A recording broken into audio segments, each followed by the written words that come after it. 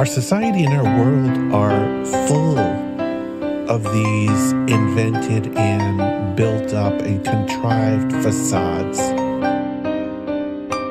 And sometimes some people come along with a hammer and smash that facade.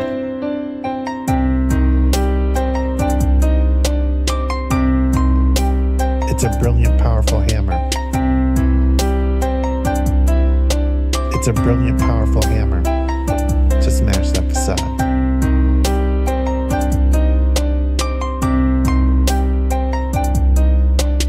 It's a brilliant, powerful hammer to smash that facade. Welcome to the future. Shit where you please. The Wi-Fi's killer, but there's no more bees. So there's hardly any flowers, there are very few trees, and you'll pay $1,000 for some honey for your tea. But we got these awesome collars, mine's an Apple Model 3. It allows for better movement than the Tesla X Elite. It lets you customize the ads that it implants in every dream. And for premium subscribers, doesn't shock you in your sleep. But it doesn't stop there. It can analyze your speech, and if it hears disinformation, then it notifies police. It's a swift re-education, but it knocks you off your feet like your booster every 7th week. I faced the future boldly with 2 eager open eyes, and I picked a couple nuggets up that blew my fucking mind. Like you can taxidermy someone while they're technically alive, and they'll shine when it's election time. See, the Democratic voter base will pay them zero. Never mind if voting for the scarecrow is a vote along their party lines. They could stare into its marble eyes and claim there's something dignified. Unlike real politicians, this one doesn't need an oxygen or kit supply. But its function is the same as those who came before. The goals are never misaligned. It still spends all its working time performing pre-recorded fleecing sessions where it sugarcoats your slow and hungry genocide, while pouring billions into Nazi coffers, all the while selling you the story that we're moments till the MiGs arrive. So fuck it, ask Zelensky if he'll help replace our leaded pipes. Watch a fleet of Penske's show, stacks of bills in every size. Guess it only took a black sun and a couple hiles.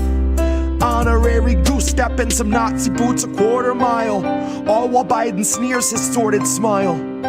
I don't know what was in this morning's vial, but it makes him stare 1,000 yards through all the prompters and the cards like he can smell the nearest child. His eyes are wide and wild, wider than the grave in which another 1,000 families were tossed in as I typed until they rose up to the sky unceremoniously piled. Which sort of flies right in the face of all this network ticker tape where the American economy has superhuman vitals. And sometimes some people come along with a hammer. See, I like to think my trial's gonna play like a recital. I'll denounce the world around me and accuse the most entitled, who weaponize their titles, whose pull is something title, who'd starve us all to death to best delight their blighted idol. So they might destroy the record, and I will never get to vinyl. So my word is not immortal, but it's final. It's a brilliant, powerful hammer.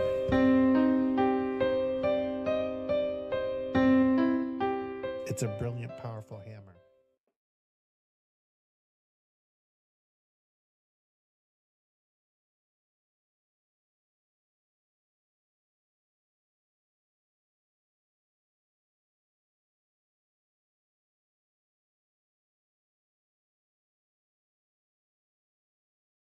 Just an off-the-cuff chat between you and me.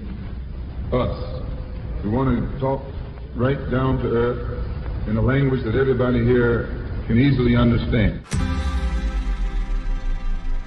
Who are these people? It's us. We're these people. I love that intro. I love that intro so much. I'm here with a different co-host this time, Oz LaFave. Hey guys, thanks so much for having me on. Friend of the show, DJ Joe Nice. How are you, friend? What's good? And you hear Nick say this all the time. The United States is the most propagandized country in the world. We are so fucked, you guys. Again, I'm sorry for being cynical, but seriously, we're fucked. We are fucked. We are well and truly fucking fucked. Just appreciate all the work that you do and the platforms that you all are providing. Hey, you. Doing good. How are you guys doing?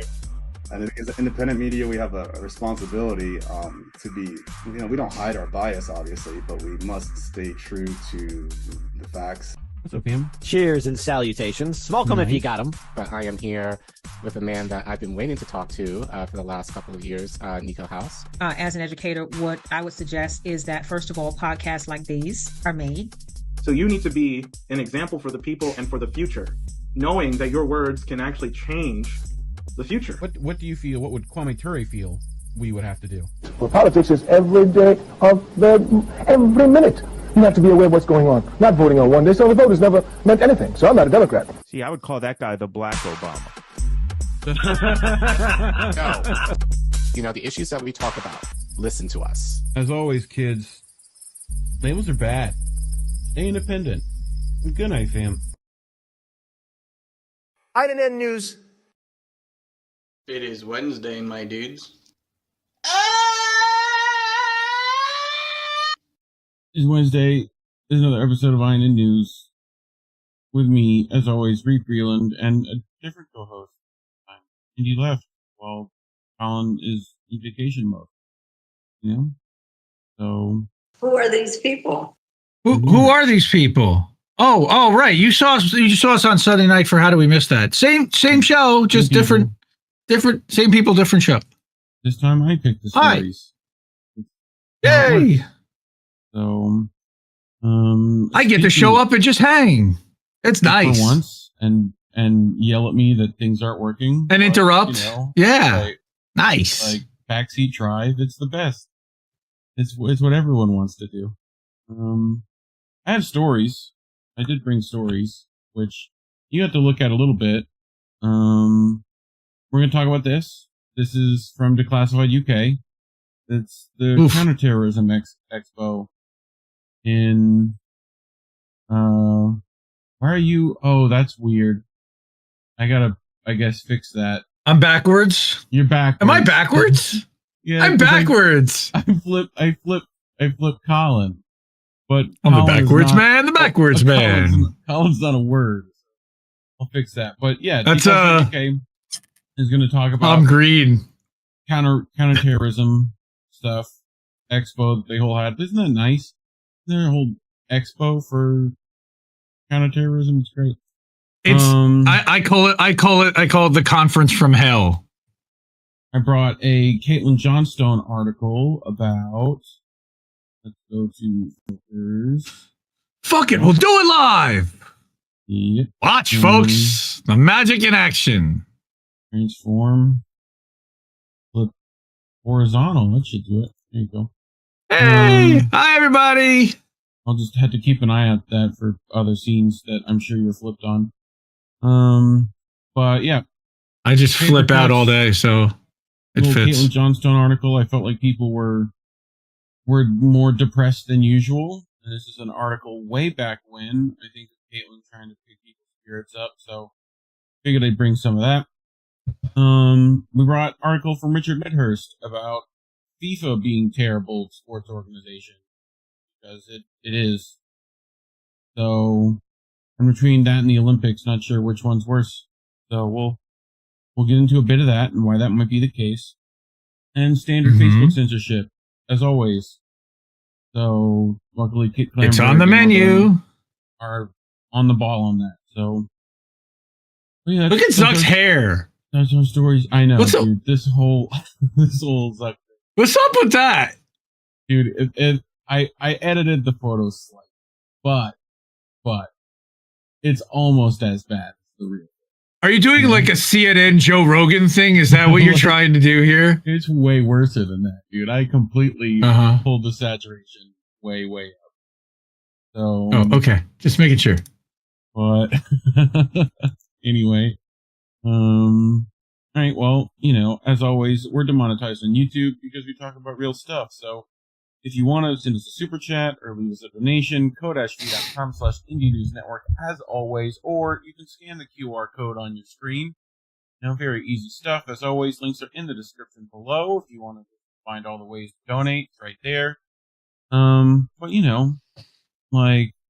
we appreciate all the support we've already gotten. Kind of nice. Appreciate you. Been able to do quite a bit with that right now. So if you're on the wall, good for you. As always, other places to donate: CashApp, Patreon, PayPal. You can go to Rumble. There's a little Rumble chat there, which we'll be checking in on Rockford and Rumble during the breaks. But anything you guys say, Indy, before we get there? Am I missing anything? We got a new Patreon, I believe. So thank you so much for the new subscriber, Stephen Rice. So thank you. Woohoo! Thank you, Stephen. Monthly $3 a month Patreon. Thank you. Cash App, if you can, is number one. Anna's over on the Rockfin right now. Go hang out with Anna Mayer. She's just a wonderful, lovely person, and she doesn't need to sit and chat by herself. Rockfin.com/IND-left-news. Rockfin.com/IND-left-news. Sorry, no, Anna, you're not dyslexic. Reef is not screwing with you. It's just that normally Collin is reversed. So yes, we have to fix that. Now we're good. That's happened. That one's going to be reversed, and maybe this might also be reversed. No, we're good there. That one's reversed. Won't use. That one's reversed. This one looks good. Who's that? You're not. I'm not on there. Good looking. Look at him. Dapper. All right. Anyway, so let's get to our first story. We're going to talk about the most horrifying expo that is probably happening that you're probably not aware of. Right down there. Can you read that? Is that possible to read, Indy? That little badge right there. Street Smarts VR Corp. That's it. Corporation. We'll get to them. So I want everyone to hold that in their heads. So this is out of Declassified UK. Matt Broomfield. I've not read much of him, but we're gonna give it a shot. But he writes, Inter-London's Counter-Terror Expo, a hotbed of pro-Israel paranoia. The security industry is cashing in on Palestinian protests. Who would have thought they would like to quell any and all protests? It's funny how that works. July 1st. How long ago was that? A minute. That's how long y'all missed this. July 1st. This is all. Y'all. No, I saw this. Y'all missed this. No, I saw this because I get I'm subscribed to I'm subscribed because I'm a crazy person. I'm subscribed to Declassified UK newsletter, which everybody should be, by the way. Go to declassifieduk.com, I believe, or .org, and you'll look them up. But all the links will be in the description. And subscribe and get their email newsletter so that you're not 3 weeks behind next time. But yeah, let's do this. Declassified is one of these, right? Pretty sure. They are. And yes, a founding $10 cash out from Anna. Thank you. Yes, OG. Appreciate you, Anna. One of the original 17 outlets. Thank you, Anna. So, Britain's largest gathering of counterterrorism experts assembled in London last month to discuss what one police chief called legal but harmful protest. Following Israel's war on Gaza, inside a cavernous Docklands conference hall, companies at the Counter-Terror Expo displayed gas mask-clad dummies and crowd control systems as enthusiastic AI reps promised revolutionary advances in surveillance. Tools for hacking phones with brute force, monitoring someone's emotional state based on their social media, and rapidly digesting the contents of an acquired computer were all up for sale. Among the potential customers were foreign policy departments, including officers fresh from Georgia's violent crackdown on anti-Russian protests. Several foreign police departments. Wait, stop. Foreign police departments. Not foreign policy, but foreign police departments. So they're entertaining. Same difference. Yeah. Well. I feel you. Well, but yes. But P words. Little poppy P words. Sorry, I skipped over that. No, you got foreign policy. Some we talk about a lot, so I can understand. But go ahead. That changes the context a little bit. Several salespeople declined to explain their products to the media. I can't believe they let you people in here. One rep told Declassified after seeing our press card. I think it's disgusting, he says. Which is just hilarious.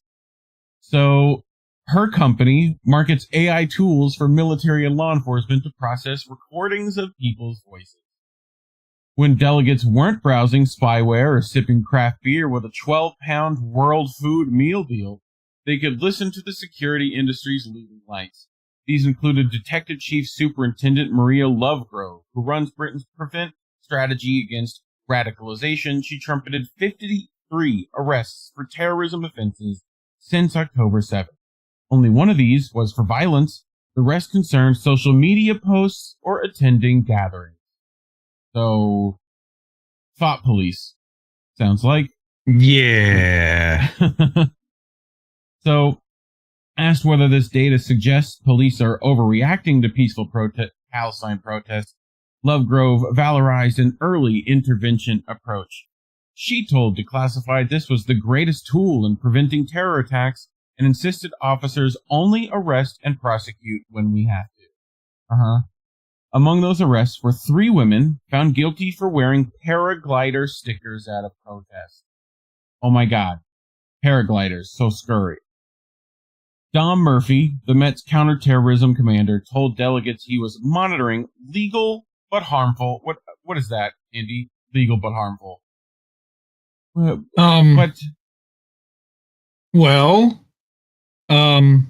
illegal, but harmful. Yeah. But against our narrative, very much so. Protests and the risks of low sophistication attacks by people radicalized online or at university since October 7th. Just very unsophisticated. Yes. Unsophisticated. Terrible. Wait, they're legal, but they're still harmful, right? And that's what he's saying. Peaceful, but still harmful. So harmful to your narrative. Yes. Yeah, but harmful enough that we'll make it illegal and arrest you for it. So we're going to get to that. If there are 100,000 people at a protest and one person holding a Hamas flag, we will find them and we will kill them. We have a certain set of skills. Sorry. No. We will find them and arrest them. Murphy reassured attendees. A majority of recent arrests targeted individuals aged under 17. He boasted as proof that the early intervention approach was working. It always sure. Get them young. Get them while they're young. You know, more jails, less schools. More jails, less schools. Right? Isn't that the no? Yep. It's very much things. It's very much things. The worst. Anyway, breaking British Gestapo thugs have arrested 10 members of Youth Demand for planning to participate in peaceful protests using draconian new powers, allowing for preemptive action against individuals believed to be planning significant disruption. Kid Clarenberg, as we know. So here's the video. We're gonna pull this up. Have you seen this? Do you see this online yet? I don't know if I have. Okay, well, we're gonna go for a ride then. And action. At the moment, because the intel today, you guys are going to disrupt things. So it's a little hard to read. So right at the moment, because there's intel today, you guys are going to disrupt things as part of Youth Demand. You are all going to be arrested for conspiracy to cause public nuisance.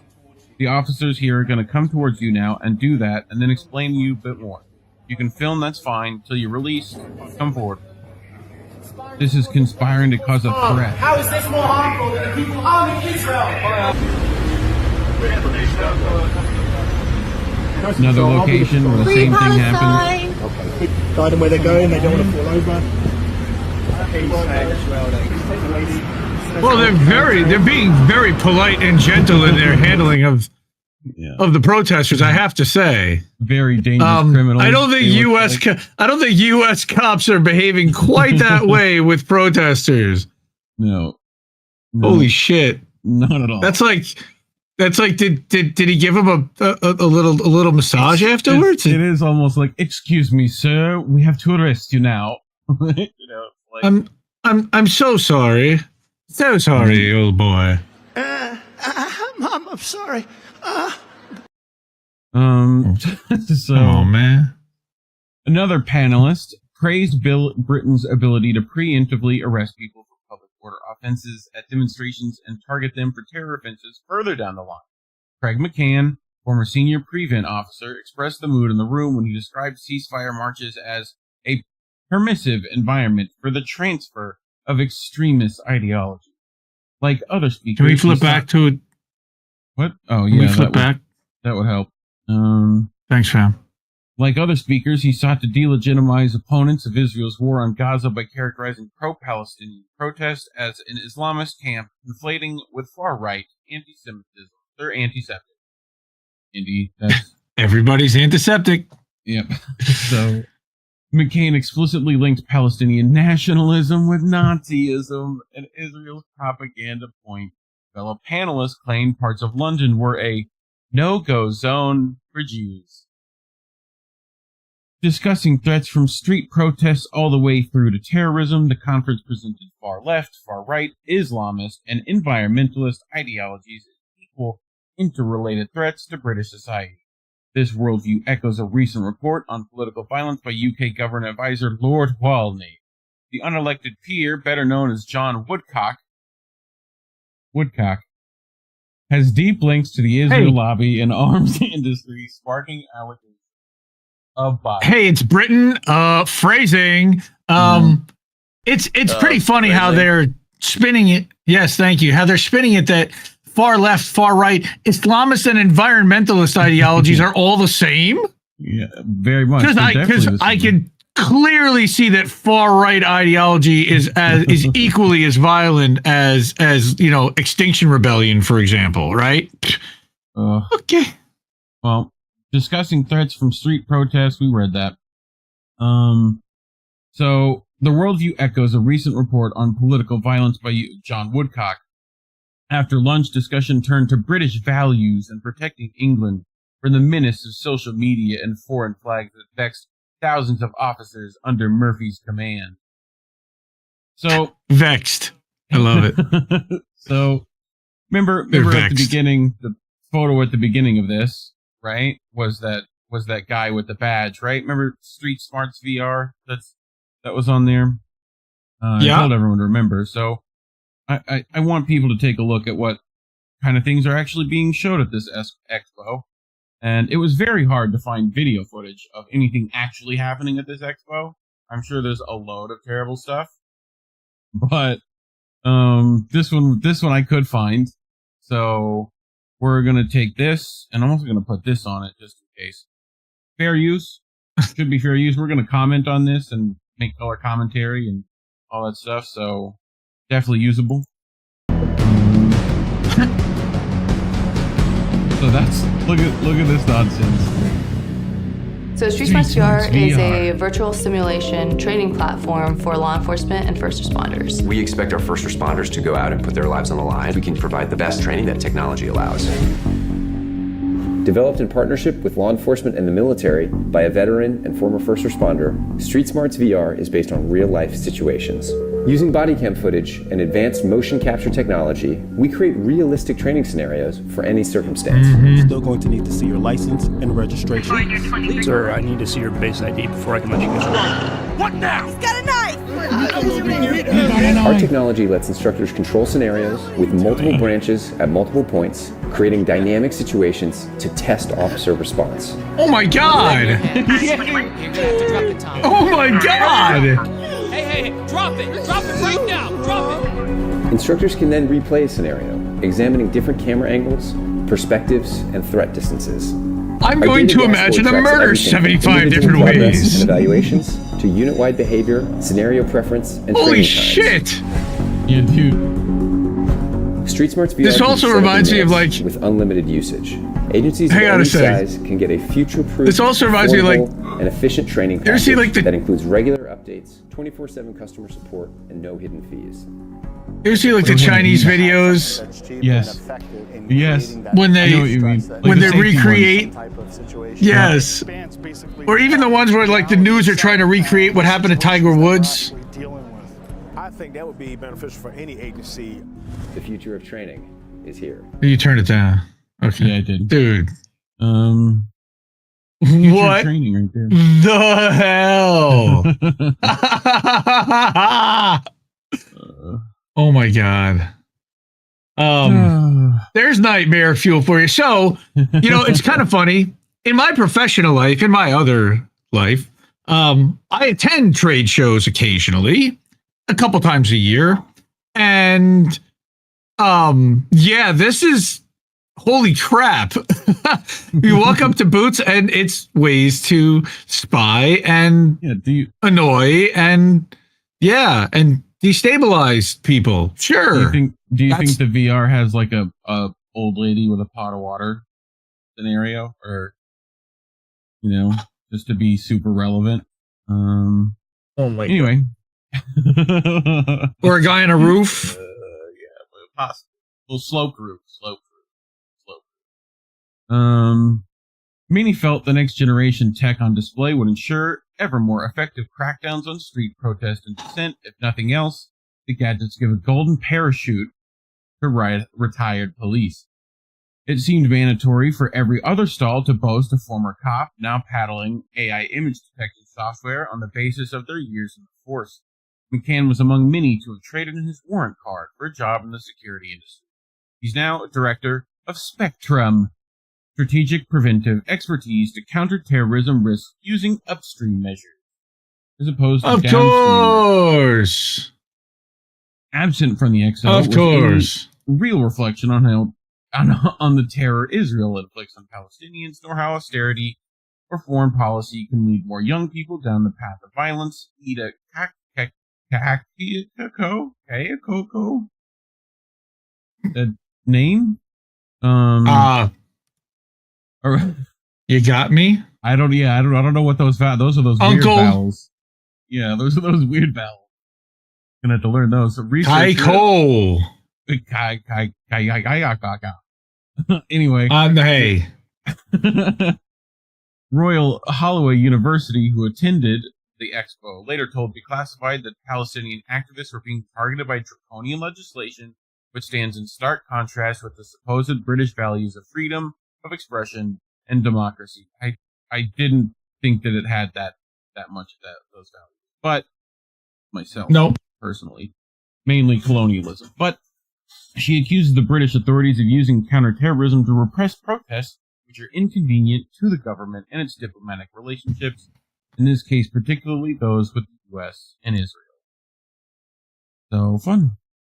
The conference venue, Excel, is owned by the UAE. The Gulf state is of course ally, despite its significant support for brutal militias in Yemen and Sudan that have fueled unrest in the region. There was a little. So wait, they own a conference center? Yes, in Britain. Yeah. God forbid. Nice. Not that there's anything wrong with that.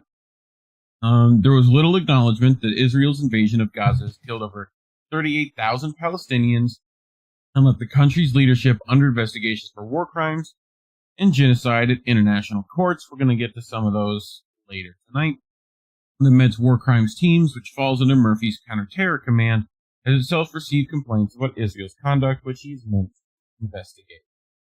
Yet Murphy reassured attendees this was only taking place as a legal requirement since Palestine activists had filed former police complaints rather than at the Met's own behest.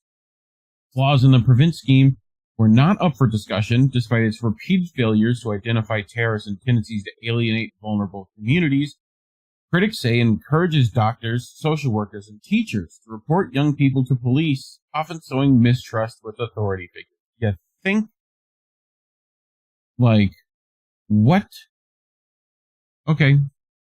One panel. Yes, they want to turn everybody. Well, wait a minute. So that was like one of the things that Whitney Webb talked about a long time ago, was that they want to turn citizens into spies and get neighbors to turn neighbors in. That's one of the overall plans of the Agenda 2030 Great Reset, own nothing and we'll be happy type of narrative. Social credit, and all that fun stuff. And here we go with all the legal but non-lethal spying and non-aggression plus aggression tactics in order to get people to do what you want them to do and steer narrative. This is what we're talking about here. Nightmare fuel. Thanks. Yep. You're welcome. One panelist did warn that the UK government had traded economic growth for social cohesion, leaving young people angry, frustrated, and shut out from mainstream politics. As the parole board's own legal director suggested, Britain's crumbling, short-staffed prisons remain hotbeds of Islamic radicalism. This could raise questions over the focus on charging and jailing young people for holding signs at protests or posting on Facebook. But rather than advocating for more public spending to promote integration, police commanders seem to expect social services to take on ever more responsibility for tracking vulnerable youths. After all, naturally, why trust chief constables to actually address root causes when scaremongering around Palestine and environmental activism is good for this in their next career? So, and in their current career, by the way. Yeah. Any closing thoughts? Yeah, we would. I don't think that we would allow a foreign country to own a conference center here in the United States. I don't know. You don't like the CCP Expo Center? You don't. That's not. Well, wait a minute, because then does that technically become like diplomatic immunity, where like they like anything can go there, and it literally becomes the soil of that country, and they like, yeah, that's a little bit problematic and an issue for sure. This whole weaponry AI stuff again. And the UK was cool with it. I mean, they sent I know foreign cops attending this. Okay, gross. Yeah. Great work, great reporting by Mark Broomfield. Again, subscribe and support Declassified UK and independent media. Because where else are you hearing a story like this? A new world order awaits. Future's terrifying, and I'm not ready for it. But, you know, talking about these things is most likely why we're demonetized. So if you want to get around that system, you can go to co-fi.com/indienewsnetwork, scan that QR code on your screen, or go to the description and find it there. But, you know, if you can't give monetarily because you're one of the poors like ourselves, you could just, you know, do all the engagement stuff, like, subscribe, share, comment. All the stuff every other channel asks you to do. So you know what? Don't do it. All right? Don't subscribe. Wait, what? Wait, what? Don't do it. Just stop. It's not worth it. Oh, come on, man. And you reverse psychology. Just it'll work. Don't worry. Right. See? I'm thinking outside the box, man. Oh, all right, Rockfin and Rumble. Let's go check them. Animators holding it down on Rockfin as always.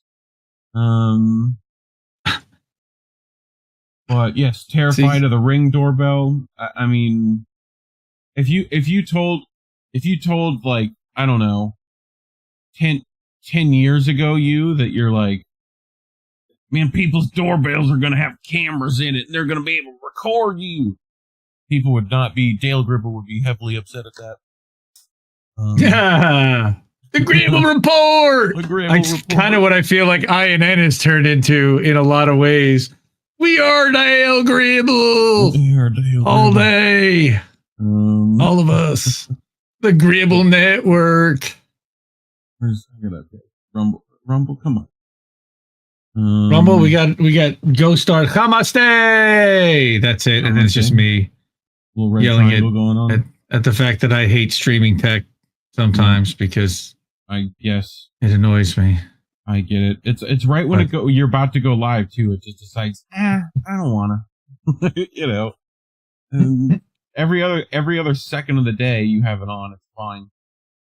All right. Well, if you're on the Rockfin, I see there's 10 people watching, and you're not a lizard person. You gotta show us by using those opposable. It's how it works. Clearly, only humans have those. You need to just get in that chat and start doing a little type. Let me know. I don't want no. I'm guessing Illuminati. Dave Burt might be there. It could be Dave Burt. It could be Laura Baza. It could be, let's shout out to Denver Attaway, a Rock Fan fam that's there all the time. Could even be Fred Edward. Love you, Fred Edward. He's going through it right now. If you could hook up Fred Edward, airwaves. The other day, people on Rumble if Peter Thiel has your tongue, which I find very funny. So Peter Thiel has everybody's tongue because we're all on Rumble. So yes, figure that out. All right, let's get to our next story. Paper cuts, Indie. Paper cuts. They're terrible. They're awful, especially when you get them like right in the knuckle. You know what I mean? Ooh, like right in between the finger. Ooh, yeah, they never heal. Yeah, they're bad. So I brought this because everyone seems to have been depressed and tired of the politics scene as usual, because it's insufferable right now. So figured I'd bring this. This is a bit of a pick-me-up. Again, this was August 24th, 2022, and we're going to see if it still holds true today. How much you want to bet it does? So funny the cover now that things have happened the way they've happened. But we'll get to that. She did repost this recently, which is why I saw it. I think I sent it to you already. Did you? I think I made you read this. I don't remember. But anyway, for the people at home, Caitlin writes, "It is not easy being someone who cares about the world and opposes the status quo. It's hard out here, lady. It's a series of disheartening failures and crushing disappointments amid an endless deluge of information saying that everything is getting worse and worse. The environment keeps degrading, ruling power structures keep getting more and more controlling, capitalism gets more and more imbalanced and exploitative, world powers get closer and closer to a mass military confrontation of unspeakable horror. And what do we get when we try to oppose these things? Letdown after letdown. Politicians we support lose their elections, often about brazen interference from the very power structures we'd hope they oppose. Political organizing breaks down in sectarian infighting. Activist leaders get caught up in sex scandals. Agendas we helped push for fizzle into impotence. Power wins, time after time." Sound familiar? Nope. What passes for the left, quote unquote, labels it bad, Caitlin, won't get into it, in the English-speaking world is basically either controlled opposition or a glorified online hobby group. Or both. The real left has been so successfully subverted by power that the mainstream public doesn't even know what it is anymore. Most think the left is either a mainstream political party that wholly owned and operated by the empire, or a loose bunch of vaguely related ideas, like having pink hair or saying your pronouns. The left really has been so successfully dismantled that it has almost been purged from memory. Wait, that's not what it is? Nope. It has nothing to do with colorful hats you wear at protests or any of those things either. Every time, at every turn, power wins and the people lose. After a while, it starts to feel like you're bashing your head against an immovable object. Some people fall down after a few hard bashes. Some don't get back up again. Others keep bashing away, becoming harder and harder and more miserable and neurotic the longer they go at it. Most people don't even know. Yeah, I know, bro. And most people don't even know any of this is happening. That's what can really make it hard. You talk to your loved ones about what you're seeing, these people? And they just get uncomfortable and look at you like you're crazy. So Care Bear leaving a little dono. They don't see the problems you're pointing to because none of the places they're getting their information from tell them this is happening, because the powerful control those information sources. Again, tell me how this isn't still happening. But as Terrence McKenna put it, the cost of sanity in this society is a certain level of alienation. And as Marshall McLuhan put it, in the land of the blind, the one-eyed man is a hallucinating idiot. And it sucks. No matter how you slice it, it sucks. It sucks watching this massive juggernaut slowly devour your world and see everyone's attempts to stop it fail, and have most people in your life not understand it or even see what it is you point. So what can you do? Is there a way to beat the bastards? Is there a way to stop the machine in the tracks and turn this thing around? Well, no. Not right this moment anyway. And not by yourself. The machine's far too big, far too entrenched, and its control over information systems mean you're not going to get help from other people in the numbers that you will need them. It's just you and a few others against an entire globe-spanning power structure, but that doesn't mean you are powerless. And it doesn't mean there's nothing Jesse you Jet can would do. agree. Uh-huh. It just means you're not going to be single-handedly knocking out the bad guy, saving the world in some grand, ego-pleasing way, like an action hero in some stupid Hollywood movie. Get down! Come on! What you can do, as an individual, is cultivate a habit of committing small acts of sedition, making little paper cuts in the flesh of the beast, which add up over time. You can't stop the machine by yourself, but you can sure as hell throw sand in its ears. Giving a receptive listener some information about what's going on in the world, creating dissonant media online, graffiti with a powerful message, amplifying an inconvenient voice, sharing a destructive idea, supporting an unauthorized cause, organizing toward forbidden ends, disrupting literature, creating literature, having authentic conversations about real things with anyone who can hear you. Every day, there's something you can do, and if you start pointing your creativity at cultivating this habit, you'll surprise yourself with the innovative ideas you come up with. Even a well-placed meme or tweet can open a bunch of eyes to a reality they previously been closed to. Remember, they wouldn't be working so frantically to restrict online speech if it didn't pose a genuine threat to the empire. People tend to overestimate how much they can accomplish in a day, but sorely underestimate how much they can accomplish over a span of several years. Finding little ways to undermine the oppression machine every day gradually adds up to hundreds of acts of defiance in a year, which after a few years becomes thousands. Do this, and then relax. Don't expect yourself to save the world on your own. You're only human, and there's only one of you. You can only do what you can, only do what you can do, and humanity will either make the leap into health, or it won't. Just exert influence. Fooey, yes, I can. You can't tell me what I can't do. Come on, Kate. Just exert influence over the things you can exert influence over. And outside that little sphere of influence, you've got to let go and let be. Don't put any unfair or unreasonable pressures on yourself. Perpetuate regular small acts of sedition and then surrender to whatever life brings. I personally see many reasons to hold out hope that we can bring that machine crashing down together one day. Any questions? And to that I say, amen. Where is? It almost sounded like a benediction or some kind of a prayer. Yeah, what passes for the left? Yeah, glorified online hobby group or controlled opposition. I swear I put in this video and it just didn't save it. I guess I just saw something with James Baldwin in it for a second. Yeah, that's what we're gonna end on. But first, okay, scroll through my downloads to find this video. It should be right here. See this? Beep. Come on. Frozen. All I did was drag. Frozen. Go. Wow. So wanted to bring this. I think it fits in well. Again, Kwame Ture, incredible work as always. So figured he'd be useful here. The culture of European imperialism is to suffocate Africa. Therefore, we must know properly our culture. If you will look at it, this question, Marx says that there's always something dominant and something negative. And nationalism itself, not only that, but the thing itself at some points can be negative and sometimes can be positive. Under one condition, you can be a cheater. Under another condition, the same cheater can be a good person.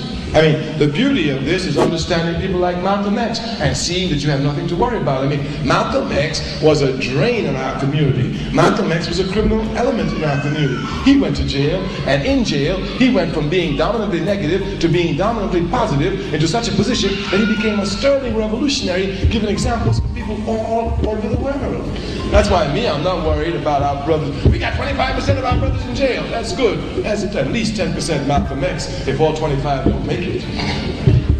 You know, so we're not worried about nothing. We got to put hands down. Our culture shows us that.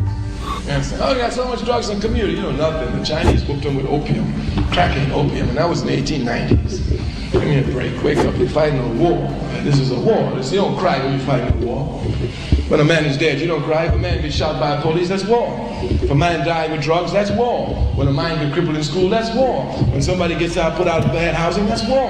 When you get crippled in the hospital because of bad medicine, that's war. Then you go into religion, they got a white Jesus when he never saw Europe, that's war. We fight war in every level against the system. That's why we must be conscious and stop crying when the system touches us.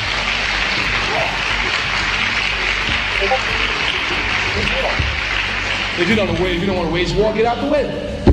You understand? But they're war. I'm trying to kill them. So if they kill me, I ain't got nothing to say. You understand? They're supposed to. Matter of fact, Secretary says, if the enemy is not doing anything against you, you are not doing anything.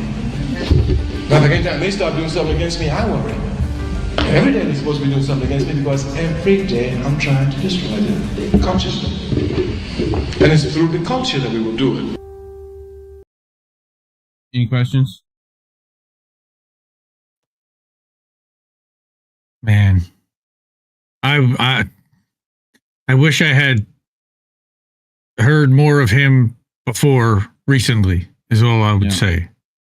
Well, you know, and thank you, Collin, for that. Yeah, dude, I never knew anything about that guy till Collin, so appreciate that. Care Bear in chat, by the way, shout out, give him love. Yep. So again, another great voice here. Speaking to the same thing, so I'll let him finish this out. There may not be, as much humanity in the world as one would like to see, but there is some.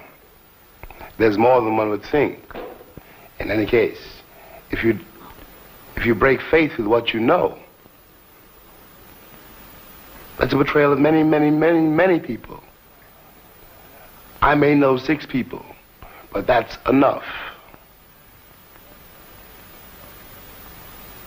Love has never been a popular movement, and no one's ever wanted really to be free.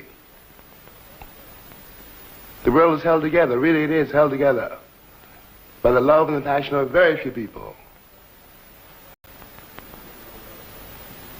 Otherwise, of course, you can despair. Walk down the street of any city, any afternoon, and look around you. What you got to remember is what you're looking at is also you. Everyone you're looking at is also you. You could be that person. You could be that monster. You could be that cop. Mm-hmm. And you have to decide in yourself not to be.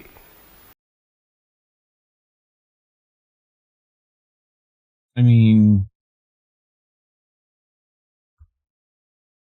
feels like not much has changed since him. So way ahead of his time, let me tell you. What a treasure. Again, educated an entire generation. Man. And continues to. Well, if he was doing stuff today, he'd probably be demonetized on YouTube. So, yep. Oh man, James Baldwin. Hell yeah. So, if you feel the same, you could donate to us at co-fi.com/indienewsnetwork. Scan that QR code on your screen, or check it out in the links below. If you can't give monetarily, for those, go ahead. I was going to say, for those who don't know how to scan, what you do is you open up the photo app on your phone, and it brings up this little website that you tap, and that'll go to Ko-fi, so you can do the thing. So, yeah. I know he just usually says just scan it with your phone. So, for those who don't know how to scan it with your phone, that's how to do that. Yep. Go ahead. For the boomers out there, yeah, I love you. All right. Well, if you can't give monetarily because you're one of us poors, you can just like and subscribe, do all the engagement stuff, share the stream as much as possible. We're heavily suppressed. Leave some comments. Allegedly, YouTube says that helps, but we'll see. But otherwise, thanks for watching. All right, Rockfin and Rumble time. No one on the Rockfin or Rumble because Blizzard people don't know how to type. Animators over on the Rock Fan. Still holding it down. I'm Team Weld the polling stations shut. Your pussy hat won't save you. Yep. Glad someone figured out what I was saying. Let's check YouTube while we're at it. She says, meet people in real life and be kind. It works, Anna says. Absolutely. Again, thank you for the $10 on Cash App. Yeah, so Collin, anyone else able to do that? So let's go get that. That was $5 on Ko-fi. Yep. So, update on the Ko-fi thing. We got Jesse a computer and an audio mixer. So, yes, we did. So that's the first thing that we've accomplished. Woohoo! And we really love you and appreciate you for that. So you're going to be hearing some kick-ass new stuff soon. And then what's next? Collin left us a donation, $5 over on Ko-fi. Thanks for holding the fort, Indie, and shout out to the INN fam for your support. To take a brief break, don't worry, be back soon. So, and have some lovely stuff coming up with him. So, we'll inform you on those topics when they happen. Anything else? I'm good now. Let's move it. Cool. All right. So, wanted to. Oh, that was weird. Is it gonna go now? What happened? Why did it break?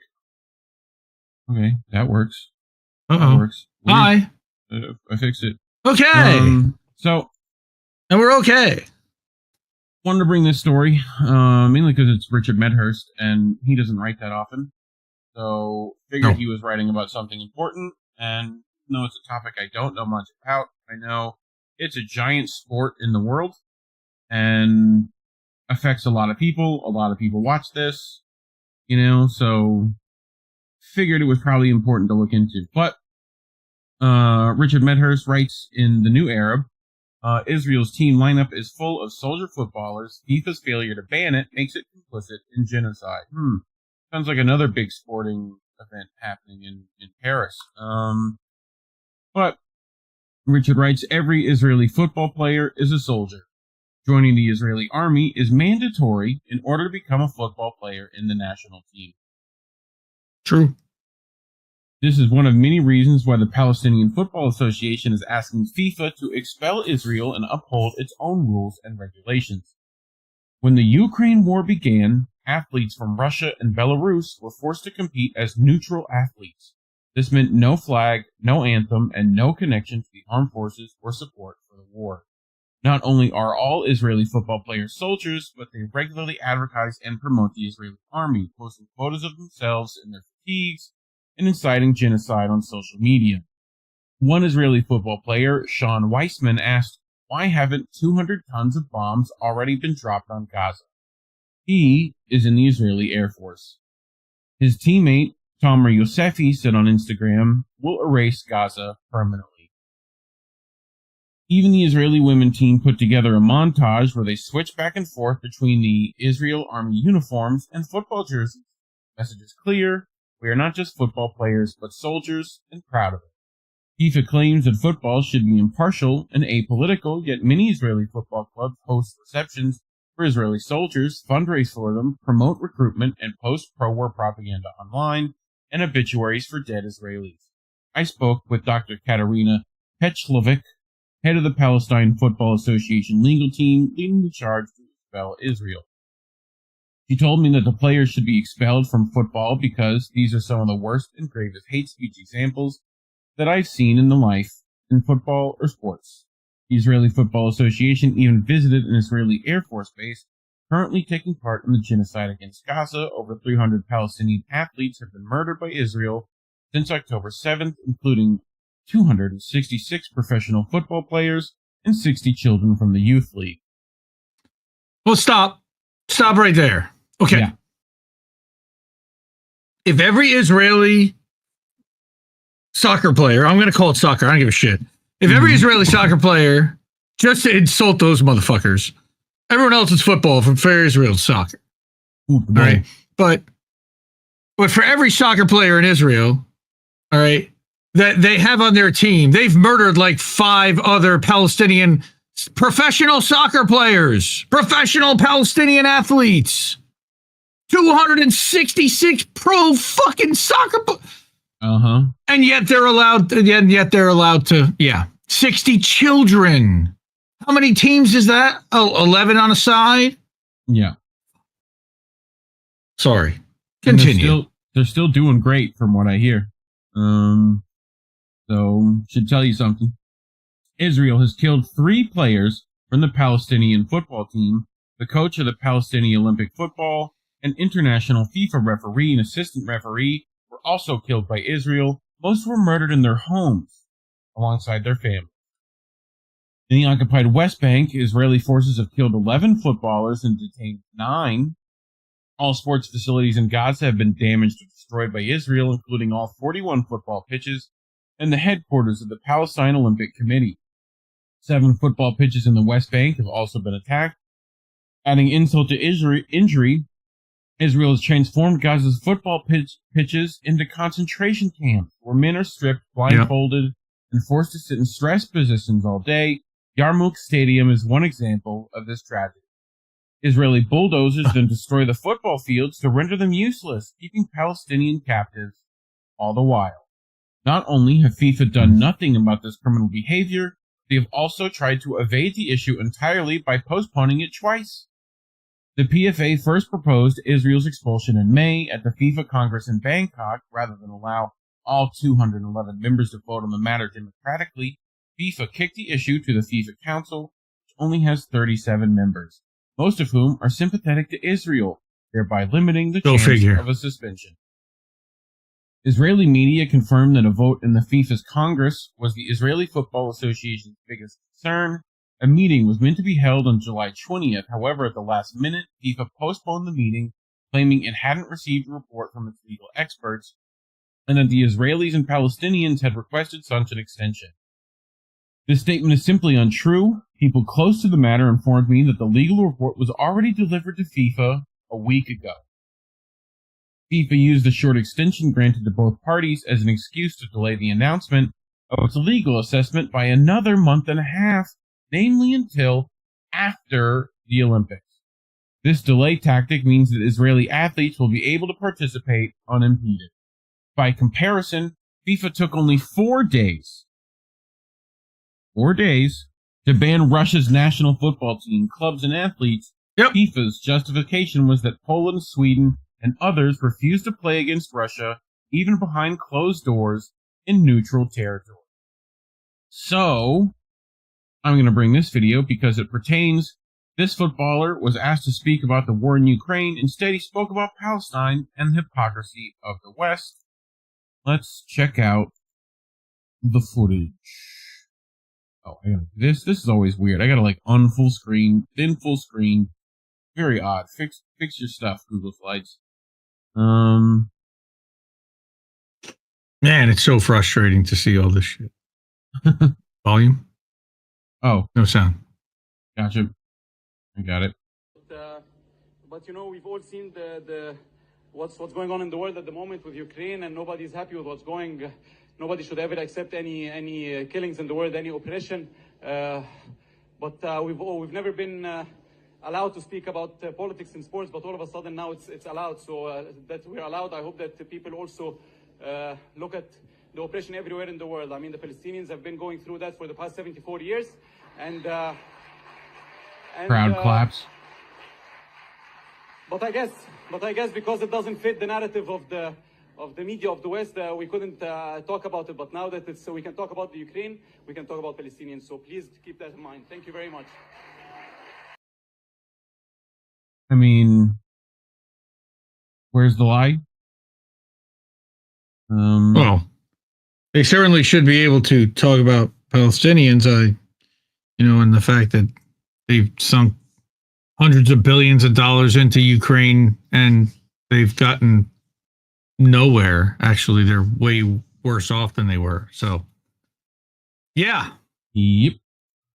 Let me.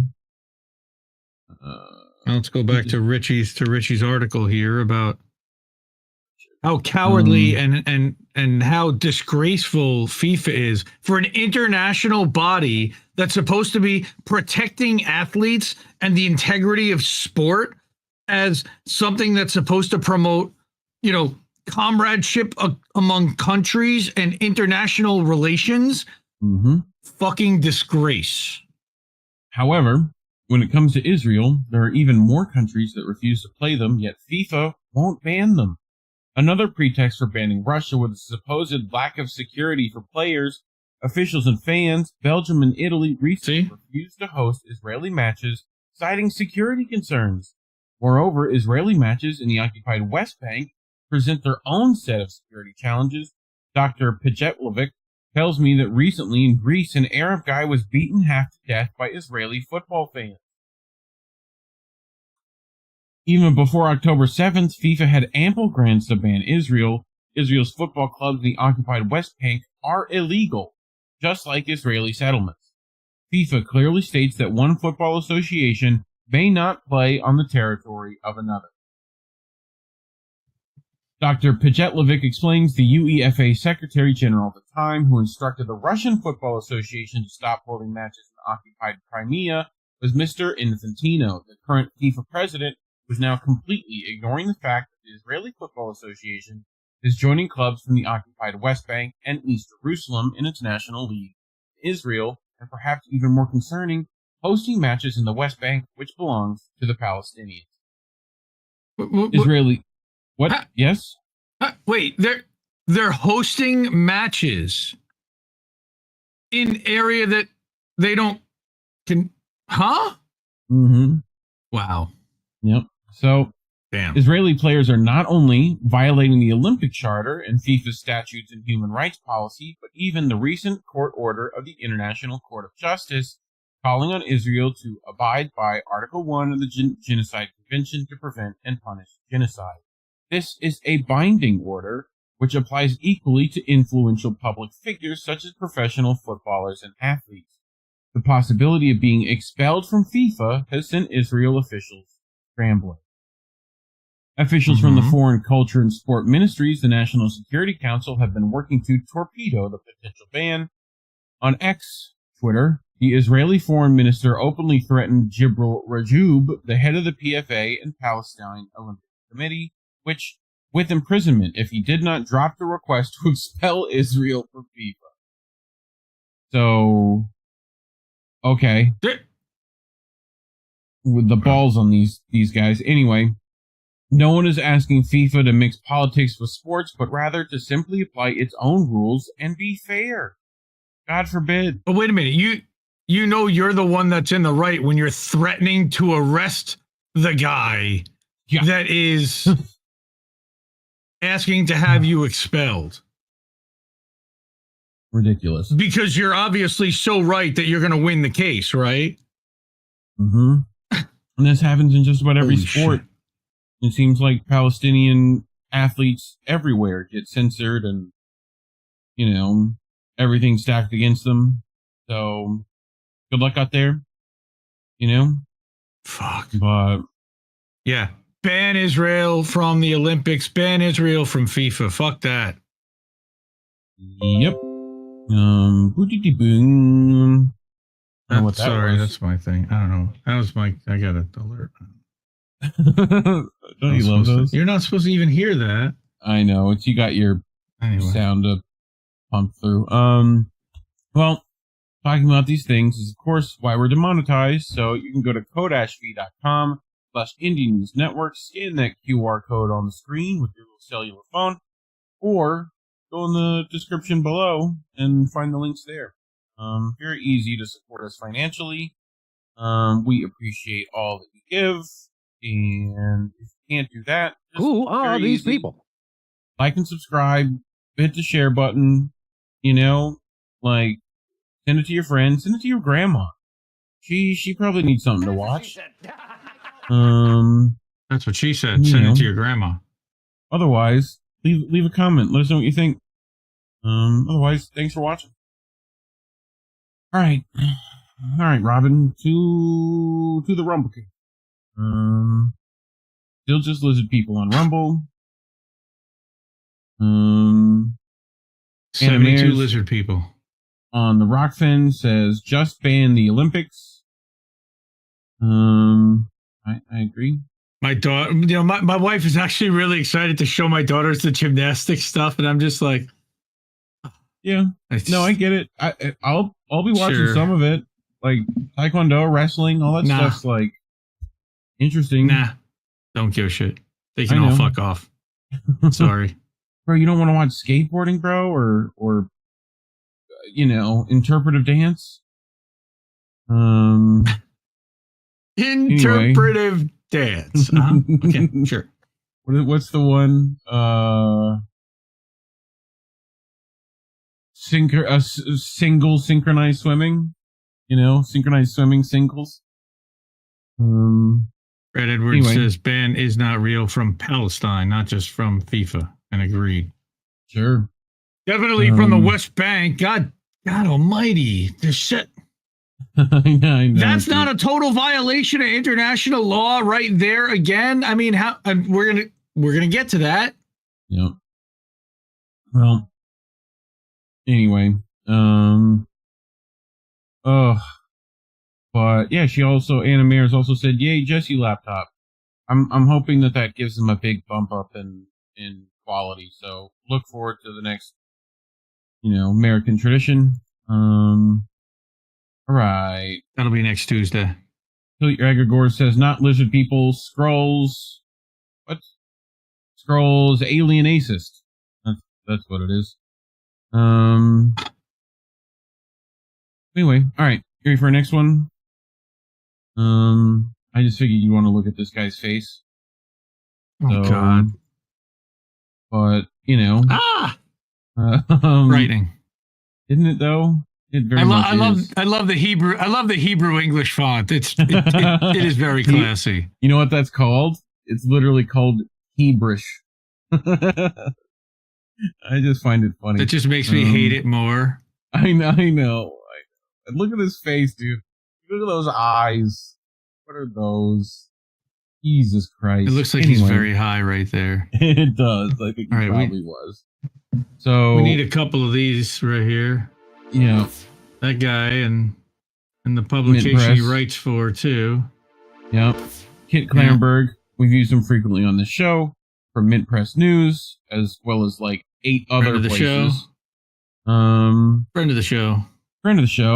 Hopefully we can get him on soon. That would be nice.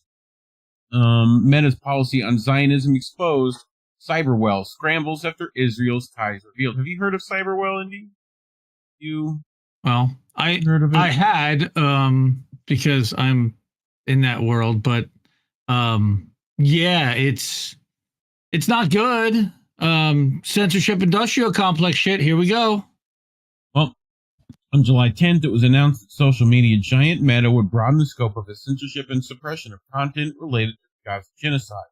Under the new policy, Facebook and Instagram posts containing derogatory or threatening reference to, quote, Zionists in cases where the term is used to refer to Jews or Israelis will be prescribed. Unsurprisingly, a welter of Zionist lobby organizations, many of which aggressively lobbied Meta to adopt these changes, cheered the move. Emboldened, the same entities are now calling for all social media platforms to follow suit. Yay. The Times of Israel... Wait. Stop. Back up. Go back one slide. Mm-hmm. When is the reference to Zionists in cases when it's not Jews or Israelis? I guess Christian Zionists? Christian Zionists. That's fine. You can do that, I guess. You can make threatening references to Christian Zionists. Jews or Israelis only apply. But no, God, there's so many problems with this. Okay, let's continue. Okay. The Times of Israel noted that nearly 150 advocacy groups and experts provided input that led to Meta's policy update. This prominently included Tel Aviv's based Cyberwell, mundanely described by the outlet as a non-profit that has been documenting the swell of online anti-Semitism and Holocaust denial since Hamas's October 7th attack on Israel. Gaza. These malign activities have had a devastating impact on what Western audiences see and hear about the Gaza genocide on the social media feeds. The impact of these lobbying efforts isn't clear, although almost simultaneously, Zay Squirrel was abruptly suspended from Twitter without warning or explanation, sparking widespread outrage. Only due to relentless backlash that the account was reinstated, or recently Cyberwell Shout out to the squirrel. Yep. Formal guidance to Meta on censoring the Palestine solidarity phrase from the river to the sea, Palestine will be free, which Zionists falsely claim is a clarion call for the genocide of Jews, and I'm sure our stream on Facebook probably just deleted itself. In January, Cyberwell published an extensive report on how it was seeking to censor many prominent Twitter All one accounts person watching. Hi, Mark. that expressed, it's probably Tom from MySpace, bro, watching, that expressed doubts about the official narrative October 7th, including the widely disseminated, proven to be false libel that Hamas fighters beheaded dozens of infants. Users in the firing line include popular anonymous Zay Squirrel, Al Jazeera, we gotta talk, you gotta come talk to us, the talk is fine, we're not that upset, we're disappointed. The Grey Zone chief Max Blumenthal and famous rapper Low Key of Mint Press News, Cyberwell claimed such legitimate skepticism was comparable to Holocaust denial. Again, we've also talked about That's a little scary. Censorship on Spotify. Intermediate award honorees, pretty much all. And truth tellers, and targeted. Maybe that's happening here too. Okay, interesting. Continue. Well, breaking. Kit Clarenberg just today announced that after Meta announced it was intensifying censorship of the Gaza genocide, righteous Guantanamo Andy has a number of his reports on the Zionist Holocaust on Facebook on bogus grounds. Meta is on a crusade to silence any criticism whatsoever of Israel. You're wondering who Guantanamo That's Andy Andy is. Worthington. Where have you been? That's Andy Worthington. Look at the title. Horror beyond comprehension, Gaza testful, realistically accessed, but could be as high as 600,000. No, 600,000. Yeah, numbers, Wang. This goes against our community standards on cybersecurity, bro. All he's doing is like sharing actual information from, whatever. Well, they think that the 600,000 and even the 186,000, it could be misinformation, which is like 6 million Jews never, hey, doesn't sound very similar. Inconvenient, but that's inconvenient to their narrative, and I it thought you were hasn't about been to proven, say, and you were it's about to been Al Gore me. estimated. I was going to say that's antiseptic, sir. You were heading towards inconvenient truth right there.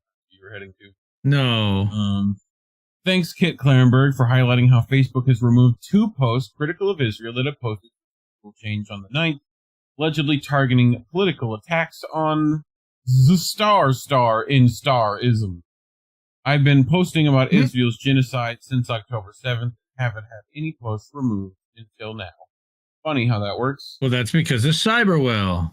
Yeah. That intervention is part of a broader effort by the firm to force the social network to adopt the International Holocaust Remembrance Alliance, highly controversial working definition of antisepticism.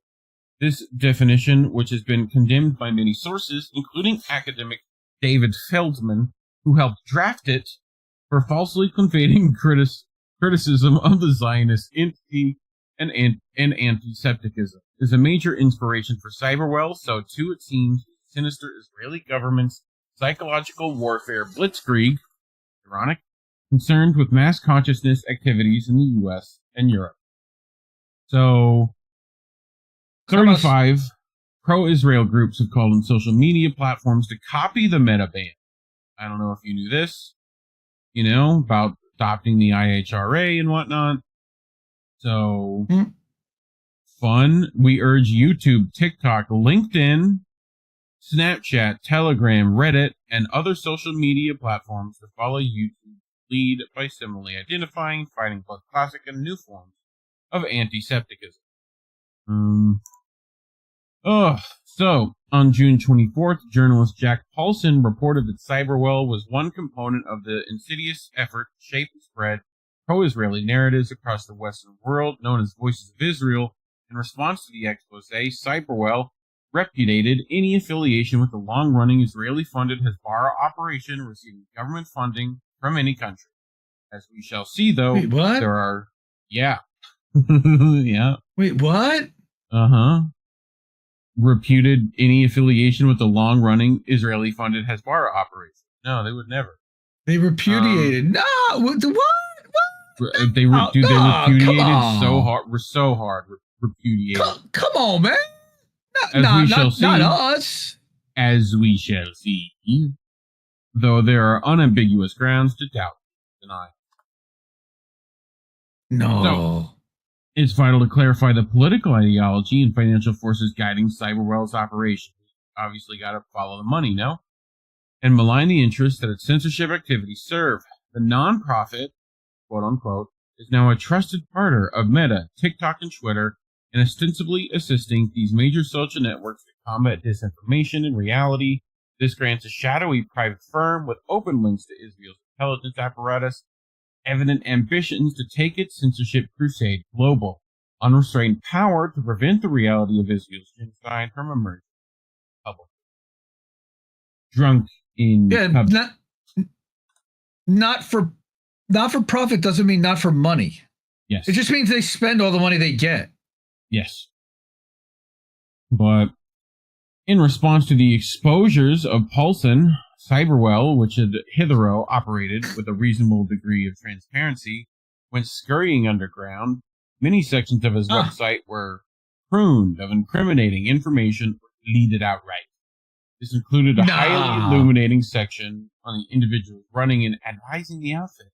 Now, visitors to Cyberwell's website are offered no indication of who or what is behind the initiative.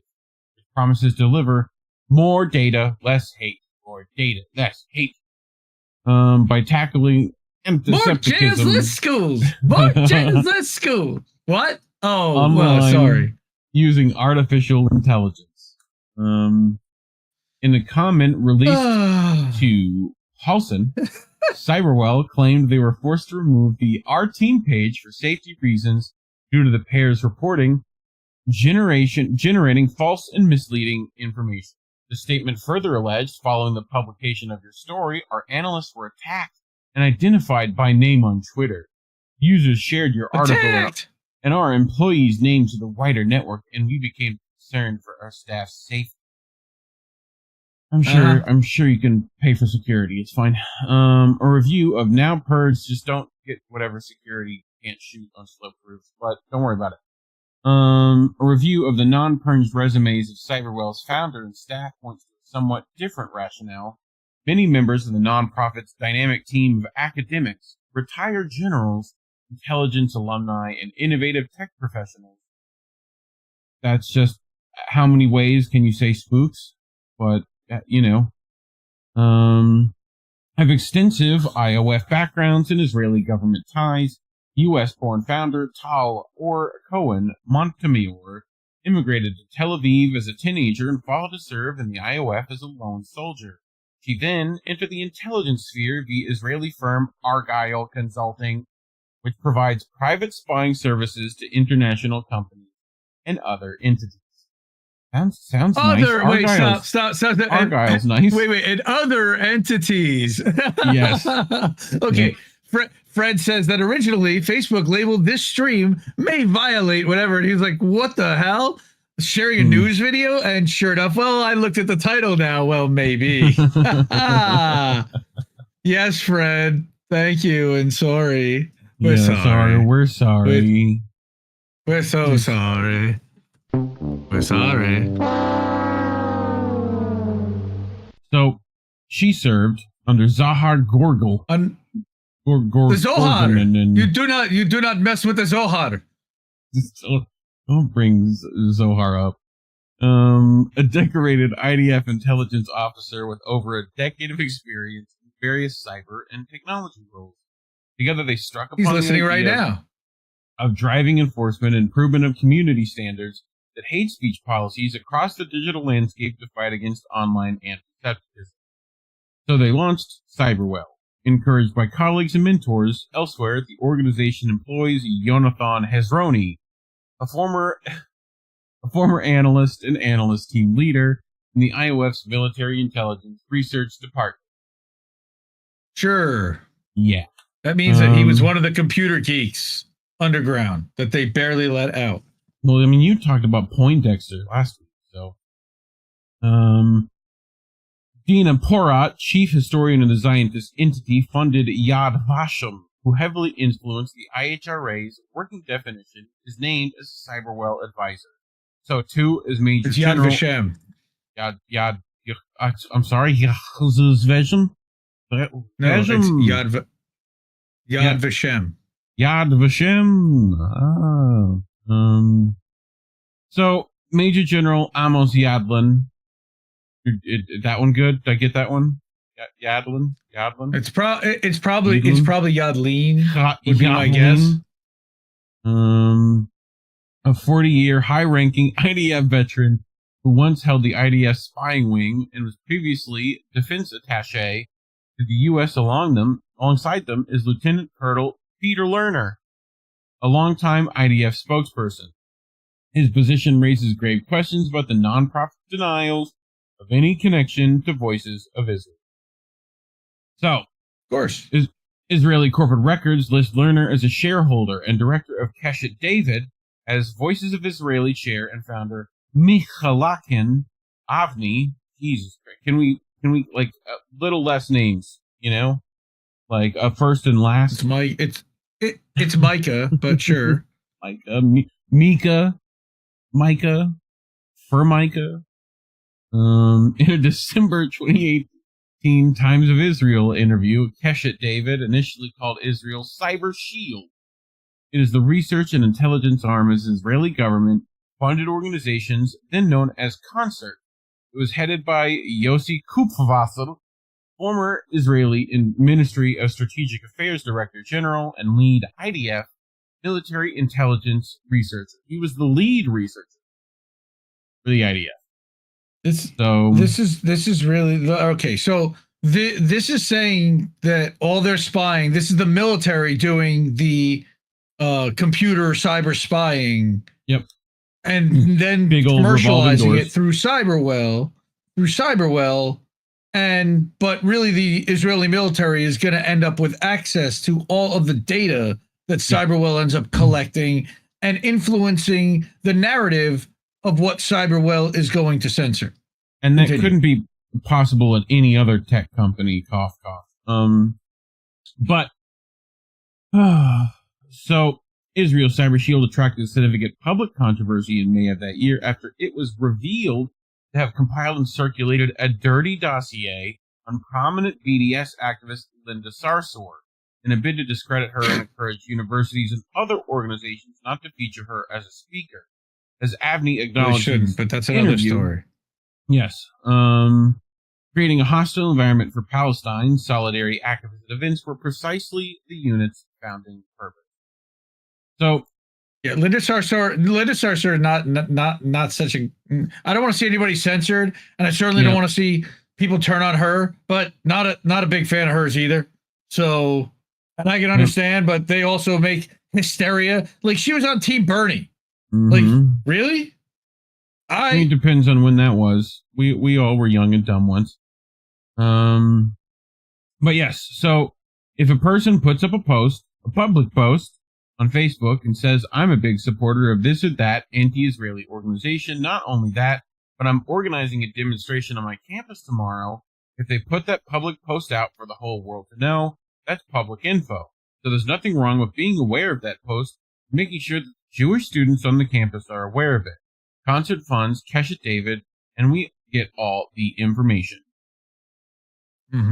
We get all the information. All your information. We get all the information. Funny you go German there. Cyberwell's deep and cohering, if well-concealed ties to the voices of Israel, the Israeli government, don't end there.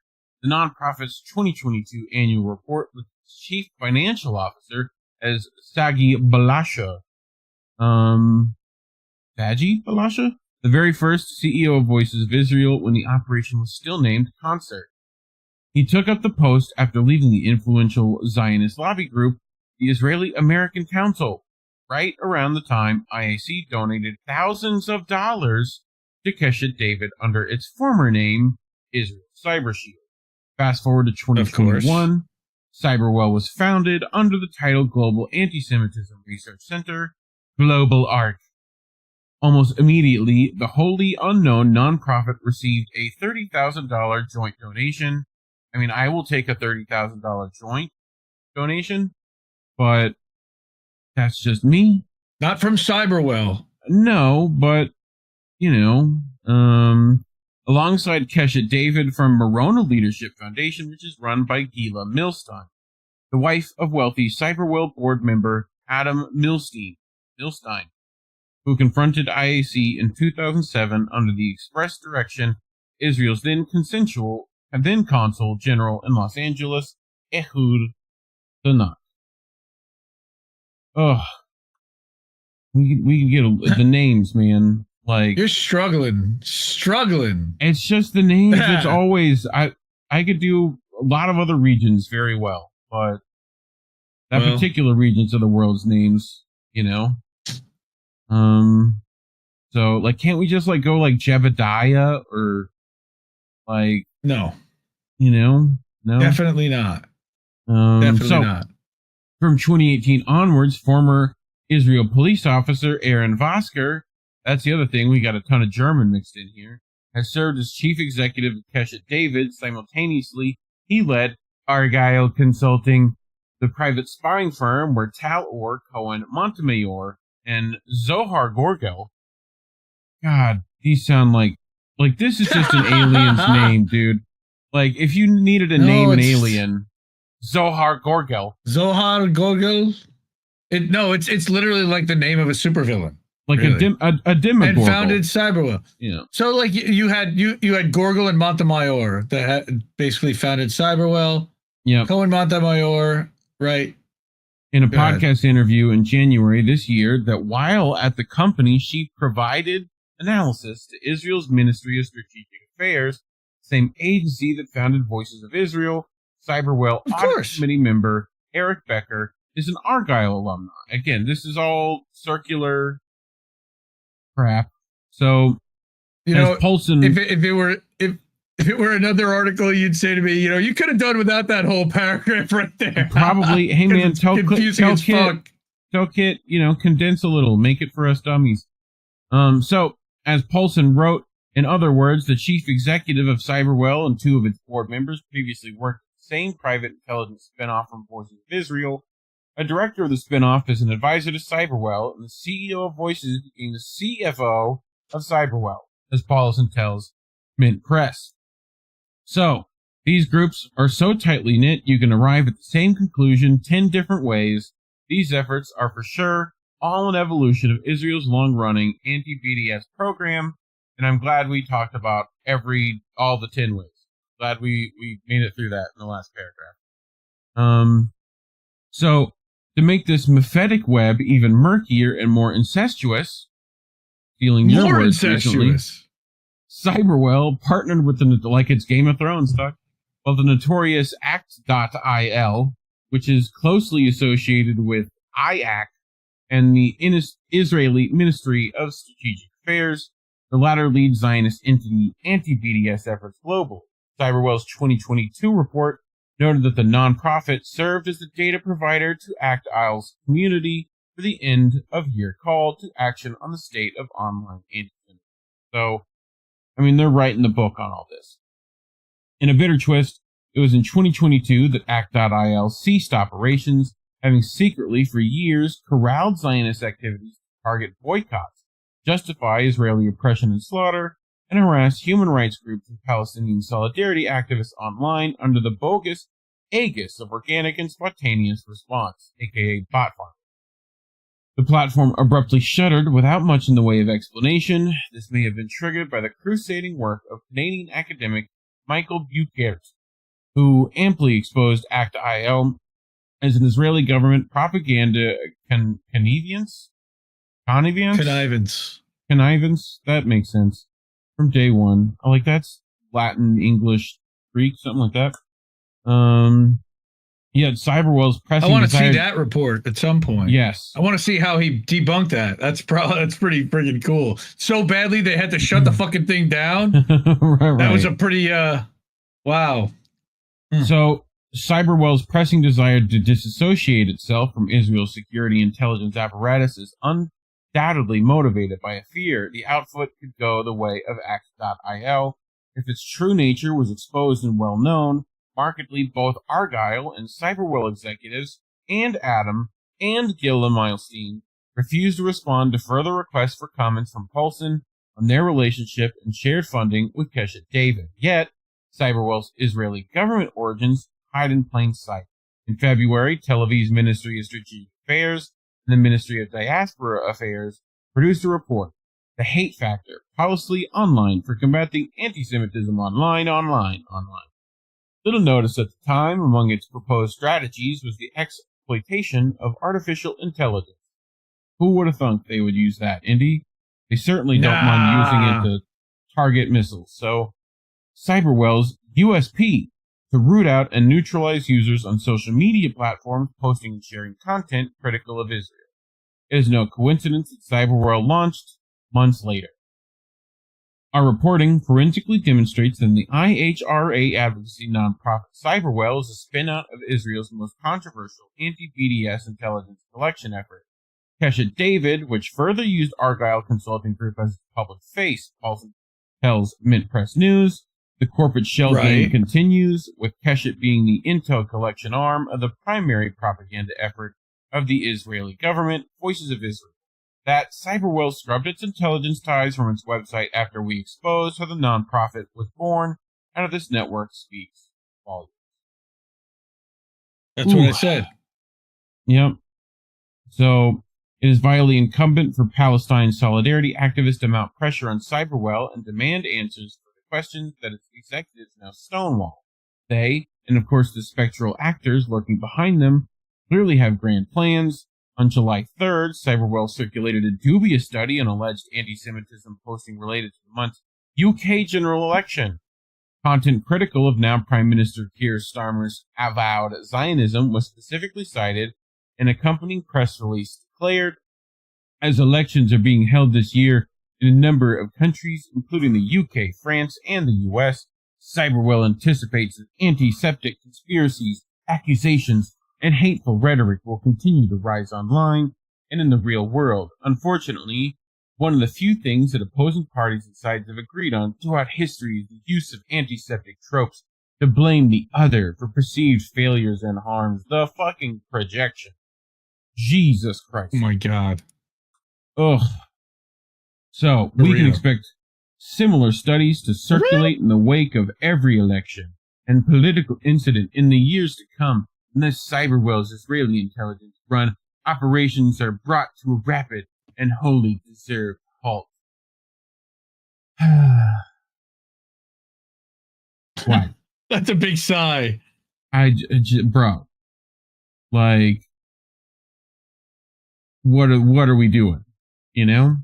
Well, we're fucked. That would be the case.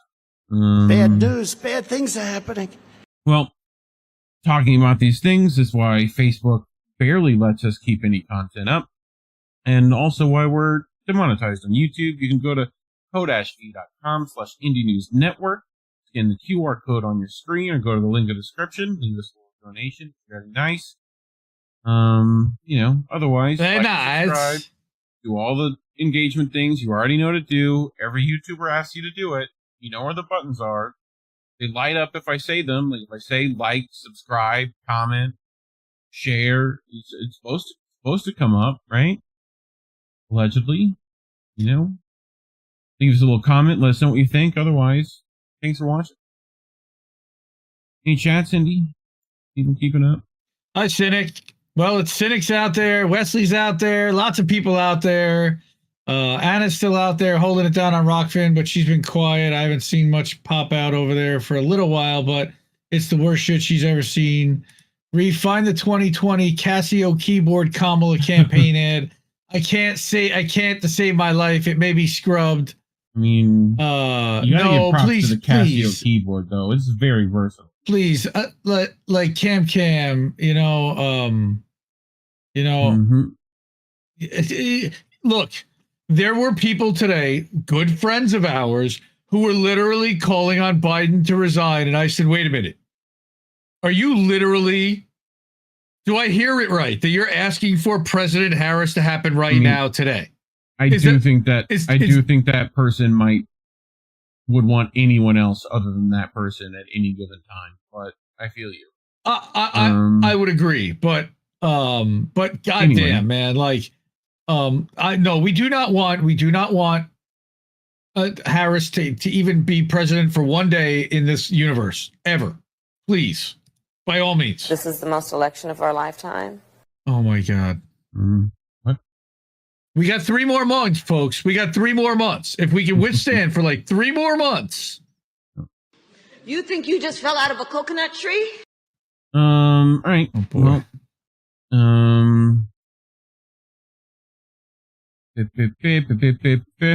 just looking at YouTube.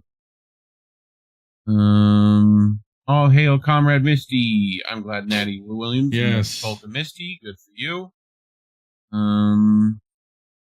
We're all honorary members. Yep. All right. People talking about Game of Thrones because I mentioned it. Wish that last season wasn't terrible. Speaking of last, Himbo says I'm coconut pilled now. That's very funny. Well, this happened. Indy Netanyahu got called illegal. Him existing. Cookies, it wasn't you, bro.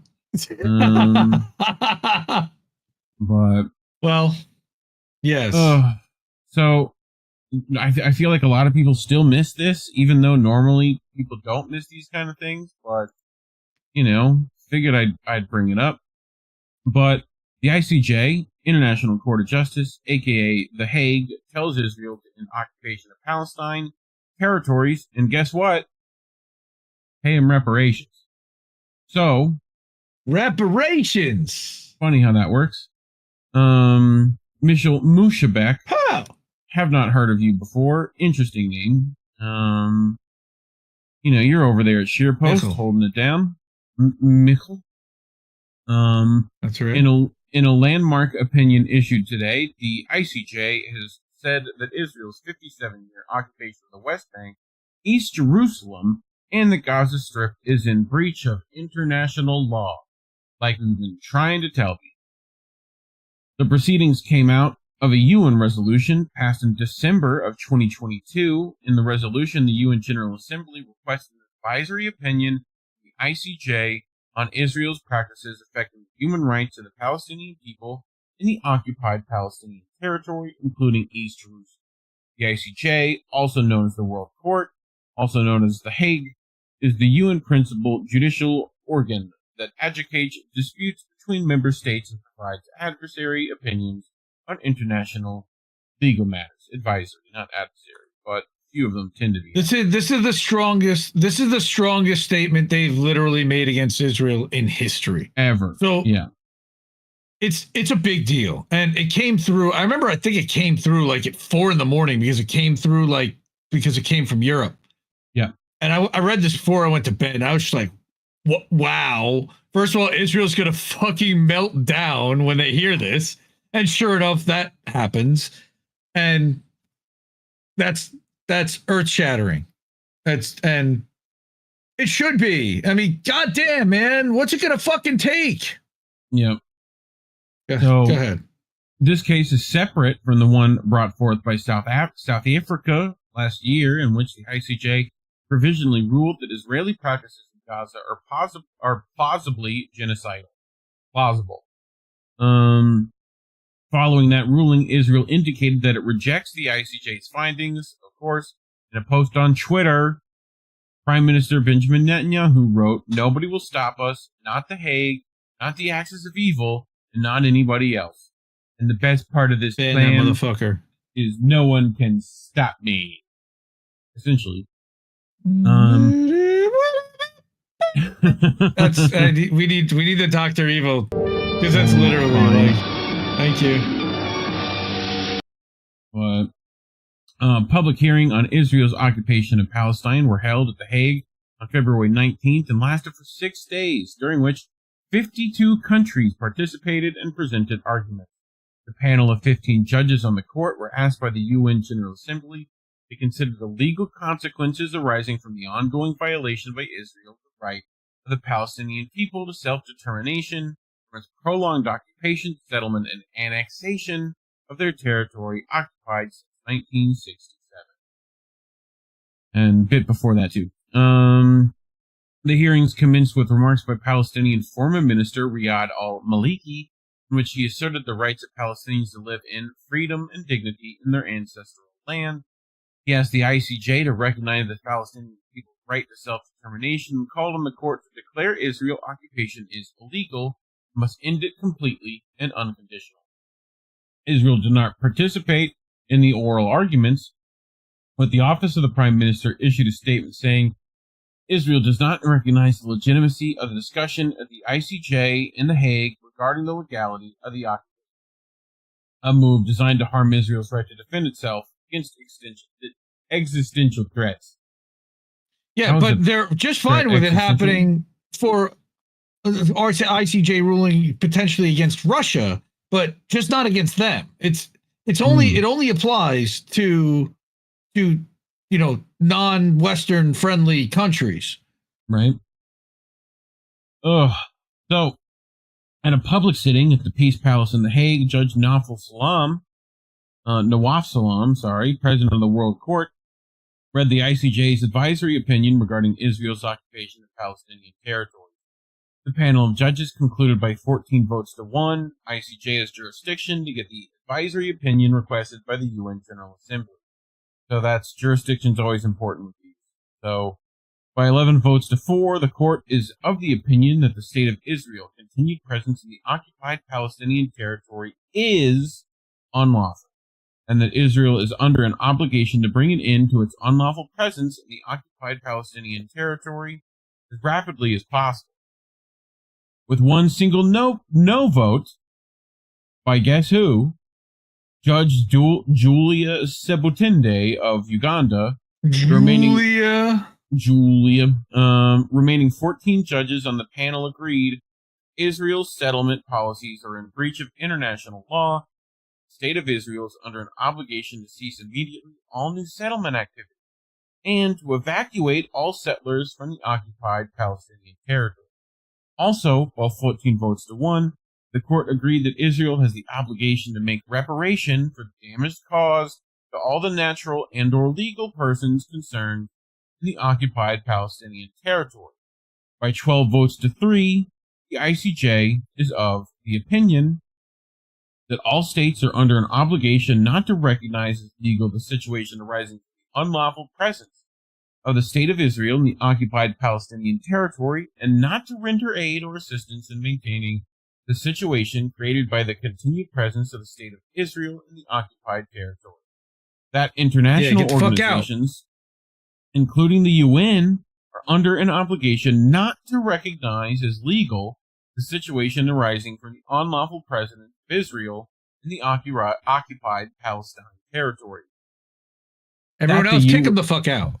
Yep, that the UN, and especially the General Assembly, which requested this opinion, and the Security Council, should consider the precise modalities and further action required to bring an end, as rapidly as possible, to the unlawful presence of Israel in the occupied Palestinian territory. BDS. What? So, here's them giving that exact order. I figured people should hear it. It's a bit important. One, unanimously make it full screen for people. Find that it has jurisdiction to give the advisory opinion requested. 2, by 14 votes to 1, decides to comply with the request for an advisory opinion. By 11 votes to 4, is of the opinion that the State of Israel's continued presence in the occupied territory is unlawful. I mean, I think that's Who a are the big four? fucking statement. Who were the four that didn't? U.S., Yep. UK, Israel, Australia would be my guess. Uganda. That Julia usually is one of them. So not sure what Israel has on Uganda, but something on that lady. Oh, maybe Israel doesn't have a vote. By 11 votes to 4, is of the opinion that the State of Israel is under an obligation to bring to an end its unlawful presence in the occupied Palestinian territory as rapidly as possible. So, hurry up. What does that mean exactly? Get out. As rapidly as possible. Yeah. Well, Bibi would say, it's not very possible to be rapid. Well, we're going as fast as we can. You know. They're killing as many people as they possibly can and arresting as many as they can and destroying the soccer fields and all the hospitals and all the infrastructure as fast as they can, folks. So, today's highly significant opinion by the ICJ will have far-reaching effects, I hope, despite the fact that it is considered as advisory and non-binding. Israeli Prime Minister Netanyahu was quick to blast the opinion, releasing a July 19th statement saying, "The Jewish people are not occupiers in their own land, not in our own eternal capital Jerusalem, nor in our central heritage of Judea and Samaria," a reference to the occupied West Bank, and adding, No decision of lies in The Hague will distort this historic truth, and similarly, the legality of Israeli settlements in all parts of our homeland cannot be disputed. Sounds like it got disputed, bro. I mean, I'm just saying. By The Hague. Israel's politicians' eagerness to assure their public and the world that the world's court's decision will be ignored comes as no surprise given how they reacted in May to the ICJ when it ordered an end to Israel's military offensive on Rafah as part of the broader genocide case. The ICJ's orders relating to Israel's Rafah offensive required Israel, in conformity with its obligations under the Genocide Convention, to immediately halt its military offensive and any other action in the Rafah governorate, which may inflict on the Palestinian group in Gaza conditions of life that could bring about its physical destruction in whole or in part. God, I hate legalese. You know? The court was also... Do you? Where it's like every word is just the worst one to pick. The court also ordered Israel to open the Rafah crossing and allow aid trucks of food, and they water, said, "Fuck you." Yep, and medical supplies to reach displaced Palestinians. It also required that Israel provide access for investigators and report back on its progress within a month. But as we you know what they did yesterday? They fucking bulldozed the Rafah gate. Yep. What a fucking shit show. But as we have seen, Israel complied with none of the above. Instead, it went ahead with its military offensive on Rafah and has further intensified its assault on Gaza City and northern Gaza.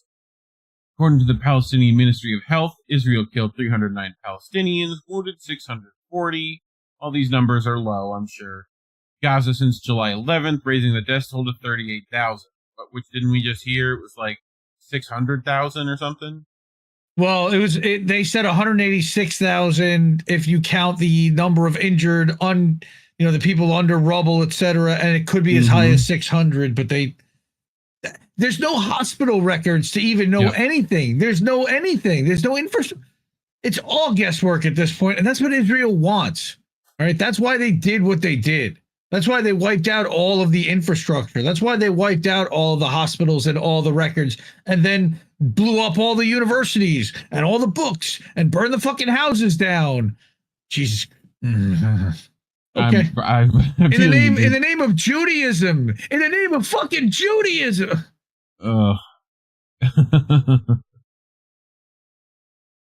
So Today's damning ICJ opinion is in line with what 2/3 of all UN member states agree on. As of June 2024, the state of Palestine is recognized as a sovereign state by 146 of the 193 member states of the UN, where over 75% of all UN member states, Spain, Ireland, Norway, and Slovenia, was recently recognized the state of Palestine. By going to the ICJ, the internationally recognized state of Palestine is calling upon all countries of the world to genuinely support democracy and equal rights for Palestinians to achieve a peace that would be in the best interest of Palestinians and Israelis alike. In anticipation of the ICJ opinion, the Israeli parliament passed a resolution on July 18th. The day before the ICJ announced its advisory opinion, affirming its opposition to Palestinian statehood, the resolution, which was proposed only by 9 Arab members of the Israeli Knesset, states that the establishment of a Palestinian state in the heart of the land of Israel would constitute an existential threat to the state of Israel and its citizens, perpetuate the Israeli-Palestinian conflict, and destabilize the region. Well, then you might as well just get the fuck out and give them the whole thing. Sounds about right to me. Like you should. As you should.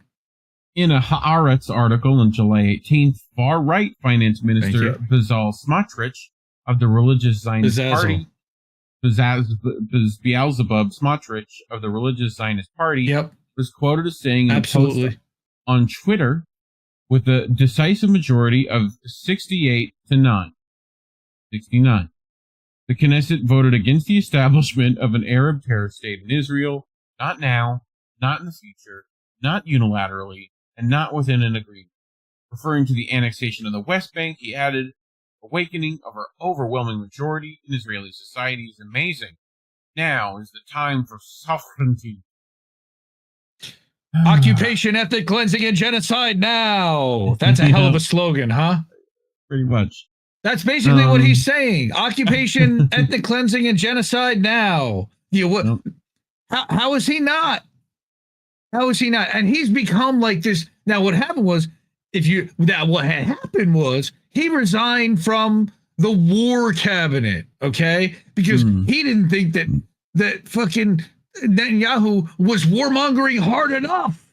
All right? And he's got, yeah, fuck that hoe. And he's got the support of most of the Knesset, most of the citizenship, the Israeli and the Jewish citizenship of that area. I don't even want to call it what it is, but what they still have no plan. What do you do with the people who are there? They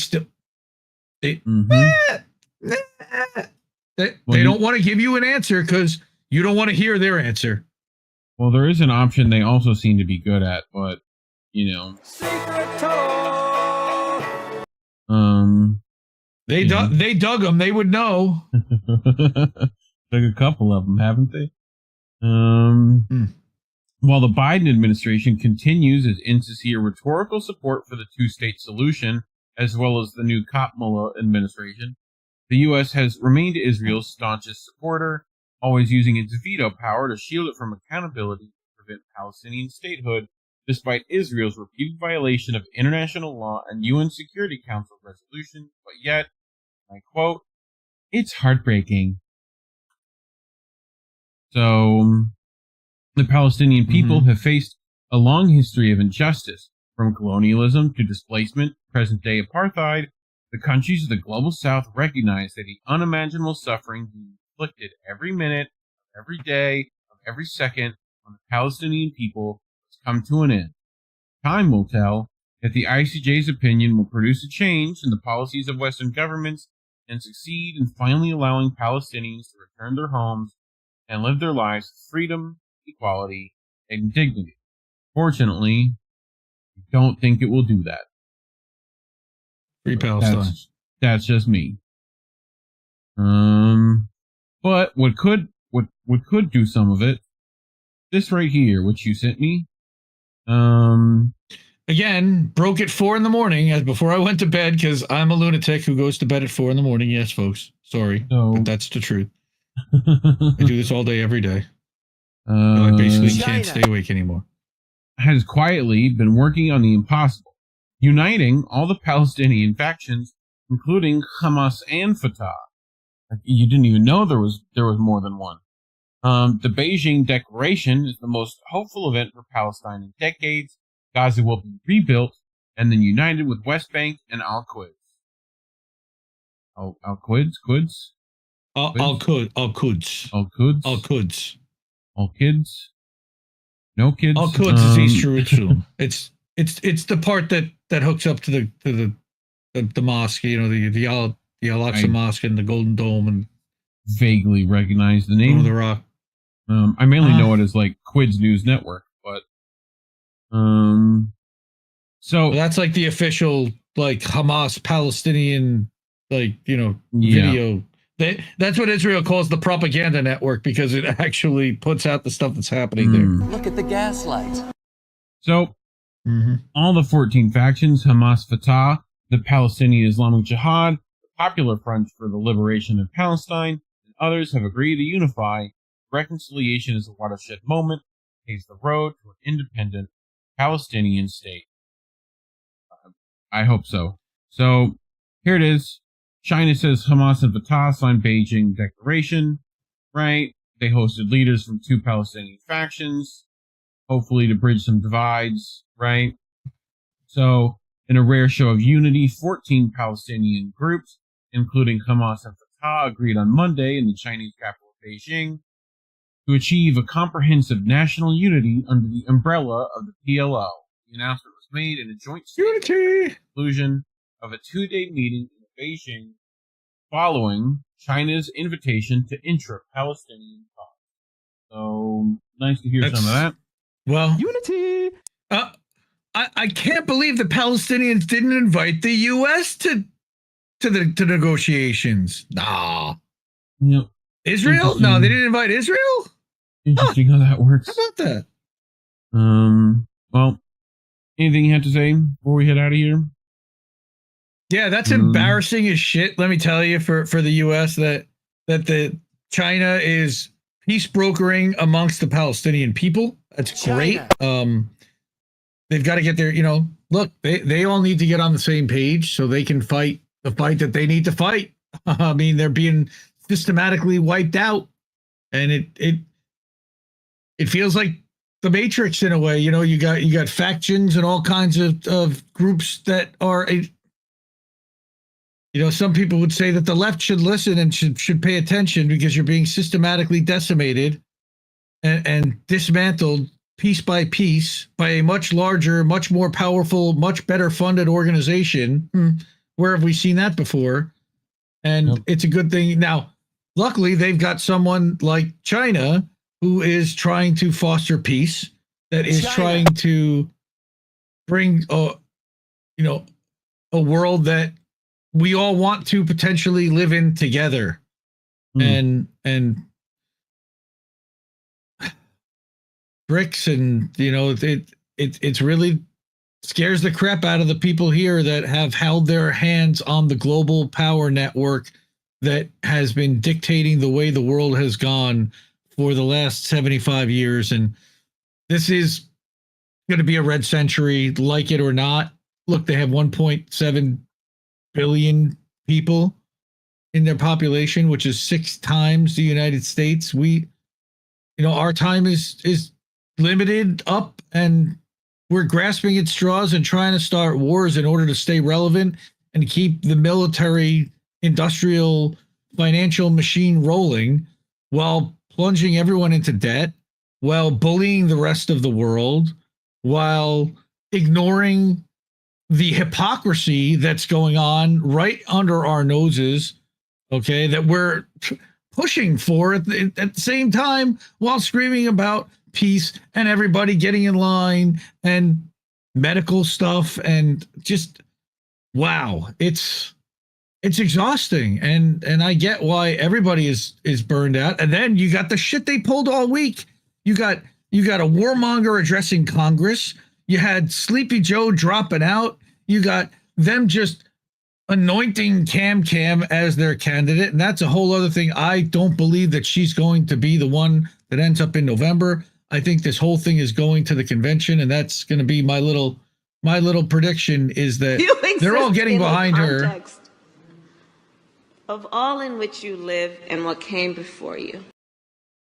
They're throwing her to the wolves, okay? And they're going to basically make her either fall on the sword or completely ride it down and get curb stomped by Trump in November, and then blame her for not leaving, knowing that she couldn't win in the first place.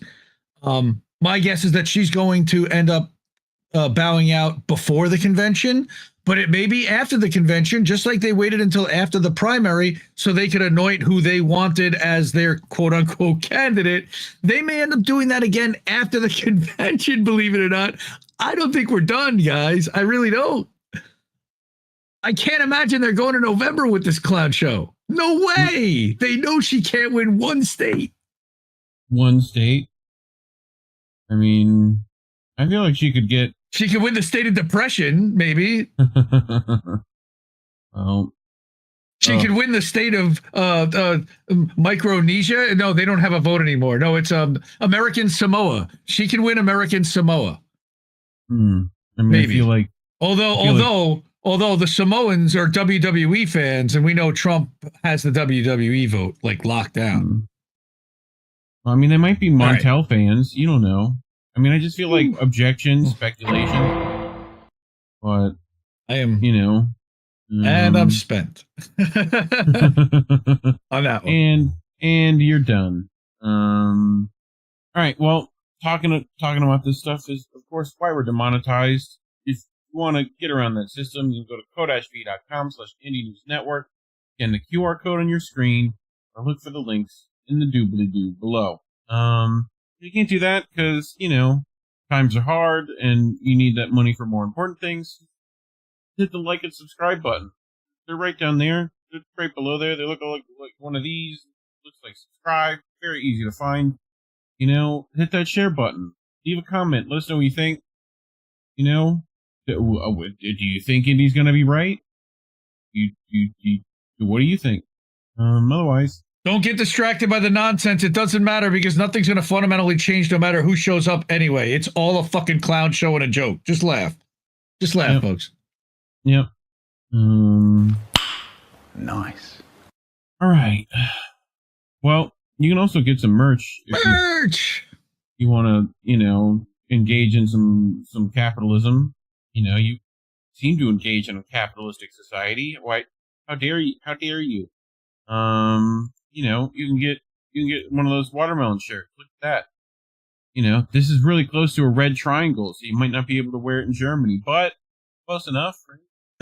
And we got Angel in the Afternoon merch. I made a couple of shirts for him with his big old face on it. So if you love Angel, you can check that out. Okay. Merch. Yeah. Jesse Jet. I think we made some more American tradition stuff. And definitely, just the INN logos themselves. Like, I got an INN t-shirt. It's great. It's comfortable as hell. Soft. Nice. Big INN logo shirt. God. Get yours now. All right. What's happening next week? Tell the people. You know everything. Well, since I make the schedules, first of all, go to indienewsnetwork.substack.com, subscribe every Friday, and you can get our weekly network update that has all of the live streams and appearances for every network member. So tomorrow is Thursday. That is Politically Homeless with BigMadCrab. Nope, BigMadCrab is actually off. BigMadCrab is on vacation, so shout out to Crab. Thanks, Reef. So it's going to be Snow Himbo accompanied by Yeti Jesus with his new equipment and background, and you're going to check out his new stuff. It looks good. So that's Thursday. Friday, we're going to have Angel in the Afternoon at 7 p.m., and then we're going to have a Jesse Jet clip show, American Tradition. It's a great American tradition. Well, Angel's going to talk about Cam and the anointment, and that's episode 63 for him. We are going to cover a best of show from the second 11. There have been 44 episodes so far of American Tradition. So we're going to block out episodes 12 through 22. And we're going to grab the best out of that. I'll put 15, 20 some odd songs together. We'll make a playlist and we'll have some good time there. Saturday, we got the Pro Wrestling Talk with Miss Witchy Perfect and Angel Rivera at 8. And then Snow Himbo will be gaming at 11. All right. Sunday night, of course, you know what's coming. Sunday night is How Do We Miss That? 10 o'clock, followed by boats smashing into other boats at 11 at midnight or immediately after How Do We Miss That? Last Sunday, it went a little long because we read the whole Whitney Webb article, and that was awesome. And thank you for sticking with us. So in tasting Monday night, go ahead. No, it's fine. Monday night, INN's going to debut a brand new show, folks. I don't know if we're gonna share that yet, but a brand new show is coming Monday night. Yeah, well, you know what? I'll drop it right now for everyone that's here because you're awesome. But Canada, we're gonna have the Maple Files starring Snow Himbo and Yeti Jesus every Monday night. Lord Nelson's starting next month, starting this Monday. It's a Yeti. And then Tuesday night, we're going to have American Tradition. So literally, you're going to have 7 nights a week of content again. Tuesday night, we're going to have another American Tradition with Jesse, hopefully using his new computer camera mixer, and it's going to sound a whole lot better. That's our hope. So. It's not going to sound worse, I can promise. And then next Wednesday night, I hope that Collin will be back here. But I know that there's another thing happening. Either way, I think is confirmed enough that I could do this and tell you next week, Vanessa Beeley coming on the show. Going to do a little interview with the Sword of Damascus herself. You know, we're going to... Is that an Aladdin font? It's not an Aladdin font. It very much it reminds me of Aladdin. I didn't just search for Aladdin font. I definitely wouldn't have done. That's not what I would have done. How dare you? But yeah, just figured we should showcase some of the journalists that, you know, don't get showcased as much. So figured I'd bring on Vanessa, you know, and we'll pick her brain. So if you have any questions for Vanessa, you know, send them to me on Twitter at Reef Breland. Very easy to find me. Find the network at Get Indie News on Twitter. Indie's got all his links at Indie Left Media. You know, you should know where to find him by now if you're watching, right? Any other links you want to plug?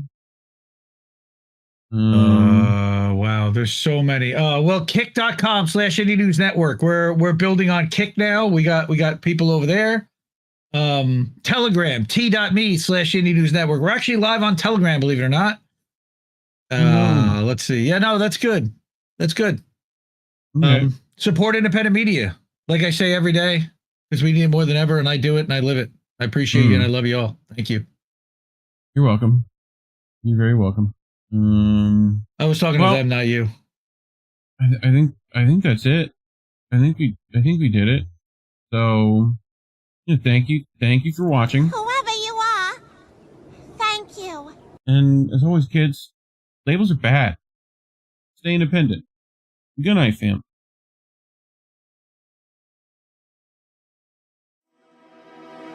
We want to talk right down to earth in a language that everybody here can easily understand. Bye, have a great time.